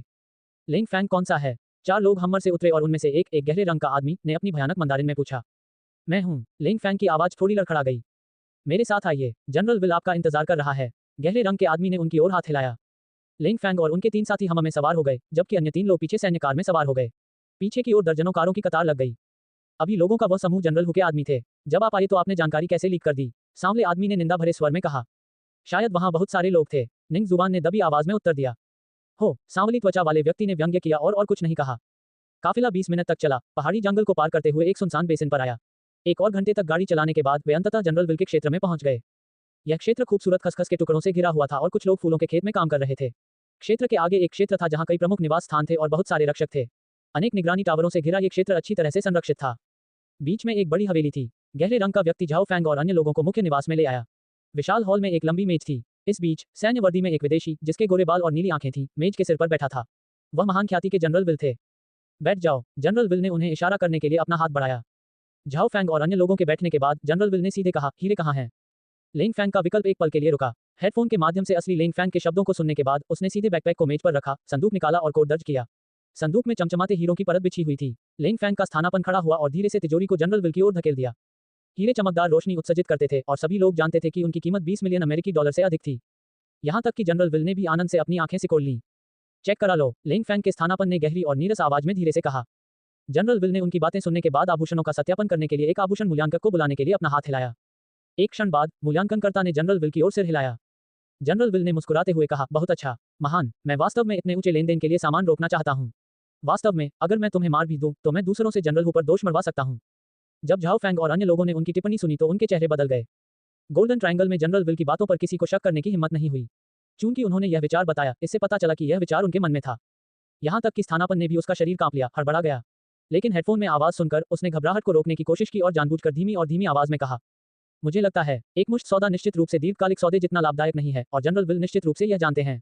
अन्यथा, आप ये पहले ही कर चुके हैं, है ना? इसके अलावा, हमारा फॉरएवर हार्मनी एसोसिएशन सामान के इस बैच को अपने कब्जे में ले सकता है और बाद में हम और भी सामान को अपने कब्जे में ले सकते हैं। आप क्या सोचते हैं? जनरल विल गंभीर हो गए और जोर से हंसने लगे। चूंकि आप लिंग फैंग व्यक्तिगत रूप से आए हैं, मुझे निश्चित रूप से आपके प्रति अपना उचित सम्मान दिखाना चाहिए। चलो भी, सामान प्रदर्शित करो। उनकी बात खत्म होने के बाद उनके कई आदमी बाहर चले गए। एक क्षण बाद 200 किलोग्राम क्रिस्टल मेथ ऊपर ले जाया गया। कृपया, जनरल विल ने उन्हें इशारा करने के लिए अपना हाथ आगे बढ़ाया। मम्मा, लिंग फैंग के स्थानापन्न ने झाओ फैंग और अन्य 2 लोगों को सिर हिलाया। तीनों ने क्रमशः 3 बैग सामान निकाल लिया। जांच समाप्त करने के बाद उन सभी ने सिर हिलाया और संकेत दिया कि सामान संदेह से बाहर है। इस मामले में हम अब चले जाएंगे, लेकिन हमारी भारी क्षति को देखते हुए क्या जनरल विल हमें लिफ्ट देने के लिए किसी को भेज सकते हैं? लिंग फैंग के स्थानापन्न ने धीरे से कहा। कोई बात नहीं, जनरल विल मुस्कुराए और सांवली त्वचा वाले व्यक्ति से कहा, उन्हें देश से बाहर भेज दो। ठीक है। झाओ फैंग और अन्य 6 लोगों को भारी हथियारों के साथ 6 वाहनों द्वारा देश से बाहर ले जाया गया और जहाज तक वापस आने तक कोई दुर्घटना नहीं हुई। जहाज पर चढ़ने के बाद उन सभी को आराम महसूस हुआ। लिंग फैंग के स्थानापन्न ने उनसे सामान को पहले से तैयार सैन्य पैकेजों में रखने के लिए कहा। उनके सामने कुल 4 बड़े पैकेज थे। यदि जहाज हांगकांग में सुरक्षित रूप से उतर सकता है और पकड़े जाने से बच सकता है, तो बड़े पैमाने पर दवा शिपमेंट सफल होगा। हालांकि चीजें इतनी सरल नहीं हो सकी। मादक द्रव्य रोधी पुलिस का तो जिक्र ही नहीं, झाओ फैंग और जी लॉन्ग, जो अन्य बलों में भी शामिल थे, भी मुसीबत में थे। दूसरी तरफ झांग हान का रेस्तरां। डिनर टाइम हो गया था। रेस्टोरेंट में कई खास मेहमान आए। नमस्कार दर्शक मित्रों, टेस्टी फूड ऑफ वर्ल्ड में आपका स्वागत है। इस बार हम न्यू मून बे आए हैं। हाल ही में हमने सुना है कि मिंगमैन कैजुअल रेस्टोरेंट नाम का एक रेस्तरां है जो जोर शोर से व्यापार करता है और इसकी कीमत बहुत अधिक है। इसलिए ये कार्यक्रम आपको विशेष भोजन का पता लगाने के लिए इस रेस्तरां में ले जाएगा। पोनीटेल बनाए एक खूबसूरत परिचारिका माइक्रोफोन पकड़े हुए थी और एक वीडियोग्राफर को कार्यक्रम की सामग्री के बारे में बता रही थी। उनमें से कुल मिलाकर 5 थे, जिनमें 2 वीडियोग्राफर भी शामिल थे। एक परिचारिका को दृश्य देने का प्रभारी था और दूसरा दृश्य ढूंढने का प्रभारी था, जबकि शेष 2 कर्मचारी बैग को पकड़ने जैसे परिणाम के लिए जिम्मेदार थे। रेस्तरां सामने ही है। दोपहर के 6 बजे हैं और रेस्तरां के सामने 20 से अधिक लोग कतार में खड़े हैं। बातें करते करते वे रेस्तरां की ओर बढ़ गए। जैसे ही वे पास आए, परिचारिका ने दरवाजे के सामने एक चिन्ह देखा। वहां एक संकेत है, चलो चलें और देखें। कीमतें वास्तव में बहुत अधिक हैं। अंडे के तले हुए चावल की कीमत 300 युआन प्रति सर्विंग, एक कप दूध की कीमत 100 युआन, एक कटोरी नूडल सूप की कीमत 300 युआन, सदस्यता कार्ड है। हिस पहले 10 सदस्यता कार्डों में से प्रत्येक की कीमत 1 मिलियन युआन है। वे सब बिक गए। 11 तारीख से इसकी लागत 10 मिलियन युआन है। हे भगवान, ये बहुत महंगा है। केवल सदस्यता कार्ड वाले लोग ही यहाँ भोजन का आनंद ले सकते हैं। इसके अलावा लोगों को खाने के लिए अतिरिक्त पैसे भी देने होंगे। ये वास्तविक असमानता खंड है। वाह, ये डरावना है और मुझे नहीं पता कि भोजन का स्वाद कैसा है। आम मेहमानों को सिर्फ अंडा फ्राइड राइस और नूडल सूप ही मिल सकेगा। ये बहुत कम है। चूंकि वहां बहुत सारे लोग कतार में खड़े हैं, आइए पहले चलें और उनका साक्षात्कार लें। संकेत से आश्चर्यचकित होकर परिचारिका ने रेस्तरां में प्रवेश करने से पहले लाइन में मौजूद लोगों का साक्षात्कार लेने की तैयारी की। इसलिए वह भीड़ के पास गई और सूट पहने एक आदमी की ओर हाथ हिलाया जो अपने मोबाइल फोन से खेल रहा था और मुस्कुराते हुए कहा, हेलो सर, मैं टेस्टी फूड ऑफ वर्ल्ड की परिचारिका हूँ। आज हम इसी रेस्टोरेंट को लेकर एक कार्यक्रम करने जा रहे हैं। मैं आपको कुछ सवाल पूछ सकता हूँ? जरूर, क्या मैं पूछ सकता हूँ कि आपको यहाँ कतार में लगने में कितना समय लगेगा? परिचारिका ने पूछा। मैं आज पहले आ गया हूँ और लगभग 40 मिनट में मेरी बारी होगी। 40 मिनट कितना लंबा समय है? बिल्कुल नहीं। वह आदमी इस स्थिति का आदी था, इसलिए उसने कहा, मुझे आमतौर पर 1 घंटे से अधिक समय तक इंतजार करना पड़ता है। क्या? परिचारिका ने अपने होंठ सिकोड़कर कहा, क्या इस रेस्तरां में खाना इतना अच्छा है कि आप 1 घंटे तक इंतजार करने को तैयार हैं? ये बहुत अच्छा है। इस रेस्तरां का खाना मेरे जन्म के बाद से अब तक का सबसे अच्छा खाना है। ये कितना अतिरंजित है। परिचारिका की आवाज थोड़ी संदिग्ध थी। क्या मैंने अतिशयोक्ति कर दी? बिल्कुल नहीं, चखने के बाद आपको पता चल जाएगा, उस आदमी ने हंसते हुए उत्तर दिया। उस समय आसपास मौजूद अन्य लोगों ने भी कहा, यहाँ का खाना चखने के बाद ही आप समझ सकते हैं कि असली अंडा फ्राइड राइस और असली नूडल सूप क्या है। यहाँ का खाना किसी भी 3 सितारा रेस्तरां या किसी 5 सितारा होटल से 100 गुना बेहतर है। उद्धरण चिन्ह उद्धरण चिन्ह। आप इस रेस्तरां में भोजन की कीमतों के बारे में क्या सोचते हैं? क्या वे थोड़े ऊंचे हैं? परिचारिका ने पूछा। बिल्कुल, अन्य रेस्तरां के अंडे तले हुए चावल की कीमत केवल 20 युआन प्रति सर्विंग है, जबकि इस रेस्तरां का शुल्क 300 युआन है। लेकिन वास्तव में यह अपनी फीस का हकदार है। भाई, तुम गलत हो। मेरे विचार में भले ही इसकी कीमत 3000 युआन हो, मैं इसे हल्के में लेता हूँ क्योंकि बॉस दयालु है। वह चाहते हैं कि हम सभी अंडा फ्राइड राइस और नूडल सूप लें, इसलिए इसकी कीमत बहुत ज्यादा है। मुझे नहीं लगता कि यह महंगा भी है। हालांकि मेरे पास ज्यादा पैसे नहीं हैं। ओह, मैं अपने जीवन को बेहतर बनाने के लिए 2 दिनों में केवल एक बार खा सकता हूँ। उनकी टिप्पणियों ने परिचारिका को स्तब्ध कर दिया, जिन्होंने उम्मीद नहीं की थी कि वे इस रेस्तरां के बारे में इतना अच्छा सोचेंगे। धरती पर वापस आकर परिचारिका ने मुस्कुराते हुए कहा, लगता है यहाँ का खाना बहुत अच्छा लगता है। वैसे सदस्यों का क्या हुआ? क्या पहले 10 सदस्यता कार्ड इतने महंगे होने के बावजूद बिक गए? क्या ये संभव है कि अंदरूनी लोगों ने इन्हें खरीदा हो? अंदरूनी सूत्र। उस आदमी ने थोड़ा भौहें चढ़ा ली और अप्रिय ढंग से कहा, इस रेस्तरां को अपने पूर्वकल्पित विचारों से मत आंकिए जिसके साथ आपने अन्य रेस्तरां को आंका है। हमने 10 सदस्यों को कार्ड खरीदते हुए देखा। ये सही है, एक अन्य महिला ने गुर्राते हुए कहा, यहाँ सभी सदस्य अमीर हैं। उन्होंने कार्ड के लिए भुगतान किया। किसी बात पर संदेह न करें। बेहतर होगा कि आप पहले यहाँ का खाना चखने के बाद ही टिप्पणी करें। ठीक है, मैं सिर्फ अनुमान लगा रहा हूँ। बुरा मत मानना। परिचारिका थोड़ी शर्मिंदा दिखी और उसने साक्षात्कार लेना बंद कर दिया। उसने सीधे कैमरे की ओर देखा और कहा, तो आइए इस रेस्तरां के मालिक का साक्षात्कार करने चलें और उन व्यंजनों का स्वाद लें जिनकी अत्यधिक प्रशंसा की जाती है। बोलना समाप्त करने के बाद परिचारिका रेस्तरां की ओर चल पड़ी। जैसे ही वह दरवाजे पर पहुंची, सामने की पंक्ति में बैठे व्यक्ति ने सिर उठाकर कहा, अरे, आप क्या करने जा रहे हैं? यदि आप भोजन करना चाहते हैं तो आपको कतार में लगना होगा। मैं। परिचारिका घबरा गई और बोली, हम पहले बॉस का साक्षात्कार लेंगे और हम लाइन में नहीं कटेंगे। मेरा मानना है कि वह मुझे नमूना लेने और मूल्यांकन करने में अतिरिक्त सहायता देगा। अतिरिक्त व्यंजन। हाँ हाँ हाँ, बस एक कोशिश करो, सपने देखते रहो। भीड़ में से हंसी का फव्वारा फूट पड़ा। चूंकि वे अक्सर यहाँ आते थे इसलिए उन्हें बॉस का स्वभाव पता था। वह अतिरिक्त भोजन का स्वाद चखने की आशा में पागल थी। सजावट काफी सरल है। पारिवारिक शैली का रेस्तरां आम नहीं है, लेकिन परिणामस्वरूप यह अधिक मेहमानों को सेवा नहीं दे पाता है। परिचारिका ने रसोई में जाते हुए कहा, जहां झांग हान अंडे के तले हुए चावल और नूडल सूप बना रही थी। आप कैसे हैं, मिस्टर झांग? परिचारिका ने हंसते हुए झांग हान का स्वागत किया। माँ। झांग हान ने अपना सिर घुमाया, उसकी ओर देखा और हल्का सा सिर हिलाया। मैं वेई वेई हूँ, टेस्टी फूड ऑफ वर्ल्ड की परिचारिका। मैंने सुना है कि आपका रेस्तरां बहुत लोकप्रिय है और इसे कई अच्छी समीक्षाएं मिली हैं। क्या आप हमें साक्षात्कार के लिए कुछ समय दे सकते हैं? परिचारिका ने मुस्कुराते हुए कहा। शब्द सुनकर झांग हान खाना बनाना जारी रखने के लिए सीधे पीछे मुड़ी और अपनी घबराहट को देखते हुए कुछ शब्द बोले। मेरे पास समय नहीं है। परिचारिका और कर्मचारी हैरान रह गए। एक क्षण बाद उसने कुछ कठोर चेहरे के साथ कहा, सर, हमारे कार्यक्रम की रेटिंग बहुत ऊंची है और साक्षात्कार करने के कई फायदे हैं। मुझे लगता है कि आप बेहतर होंगे। दरअसल परिचारिका कुछ नाखुश थी। उनका कार्यक्रम कम से कम एक आधिकारिक सांस्कृतिक कार्यक्रम था जिसे टीवी और इंटरनेट दोनों पर उच्च रेटिंग मिली थी। वे जहां भी गए, रेस्तरां के कर्मचारियों ने उनकी सराहना की। हालांकि उदासीन बॉस ने उसे काफी अजीब बना दिया, लेकिन इससे पहले कि वह अपनी बात पूरी करती, झांग हान ने उसे फीके स्वर में टोक दिया। मुझे कोई दिलचस्पी नहीं है। श्री झांग, यदि आपके पास समय नहीं है तो आप हमें पहले कुछ तस्वीरें लेने और आनंद लेने के लिए भोजन दे सकते हैं। आपका साक्षात्कार समाप्त होने पर हम साक्षात्कार जारी रखेंगे। आप क्या सोचते हैं? परिचारिका ने अपना असंतोष दबाया और जोड़ा। लेकिन झांग हान ने इस बार भी कोई ध्यान नहीं दिया। उनकी ठंडी मुद्रा ने परिचारिका को अपमानजनक नजर डालने पर मजबूर कर दिया। जब वह बोलने ही वाली थी तो दूसरी ओर पियर्सन ने अपना हाथ लहराया और कहा, अरे, कृपया मिस्टर झांग के खाना पकाने में बाधा न डालें। यदि तुम्हें भोजन के बारे में जानना हो तो मेरे साथ आओ। आप क्या जानते हैं? परिचारिका ने हंसते हुए कहा। अरे, ये बहुत मजेदार है। मुझे क्या पता, क्या आप जानते हैं मैं कौन हूँ? पियर्सन ने खड़े होकर कहा। कौन? मैं पियर्सन हूँ, मिशेलिन का खाद्य एजेंट जो स्टार रेस्तरां के मूल्यांकन के लिए जिम्मेदार है। आप क्या सोचते हैं कि क्या मुझे पता है? पियर्सन ने अपने चेहरे पर विजयी भाव के साथ कहा। जब पियर्सन ने उनकी आश्चर्यचकित आंखों को देखा तो वह बहुत अच्छे मूड में था। कुछ दिन पहले वह बॉस के सामने आया और उसे निराशाजनक परिणाम मिले। बॉस को इसकी जरा भी परवाह नहीं थी, लेकिन बाहरी लोगों के सामने उसका रुतबा बहुत मायने रखता था। गंभीरता से, आप एक मिशेलिन खाद्य एजेंट हैं। क्या आप अपनी पहचान सत्यापित कर सकते हैं? जिज्ञासु परिचारिका जल्दी से वहां पहुंची और कैमरामैन को पियर्सन का वीडियो टेप करने का इशारा किया। Take a good look. Pearson हल्के से मुस्कुराया, अपनी कुर्सी पर वापस बैठ गया और लापरवाही से अपनी जेब से अपना बटुआ निकाला। उसने एक कार्य कार्ड निकाला और परिचारिका को सौंप दिया। ये सच है। परिचारिका की आंखें थोड़ी चौड़ी हो गईं और वह आश्चर्यचकित रह गई। उसे उम्मीद नहीं थी कि भीड़ में भोजन का इतना आलोचक होगा। उसने ईमानदारी से कार्य कार्ड वापस कर दिया।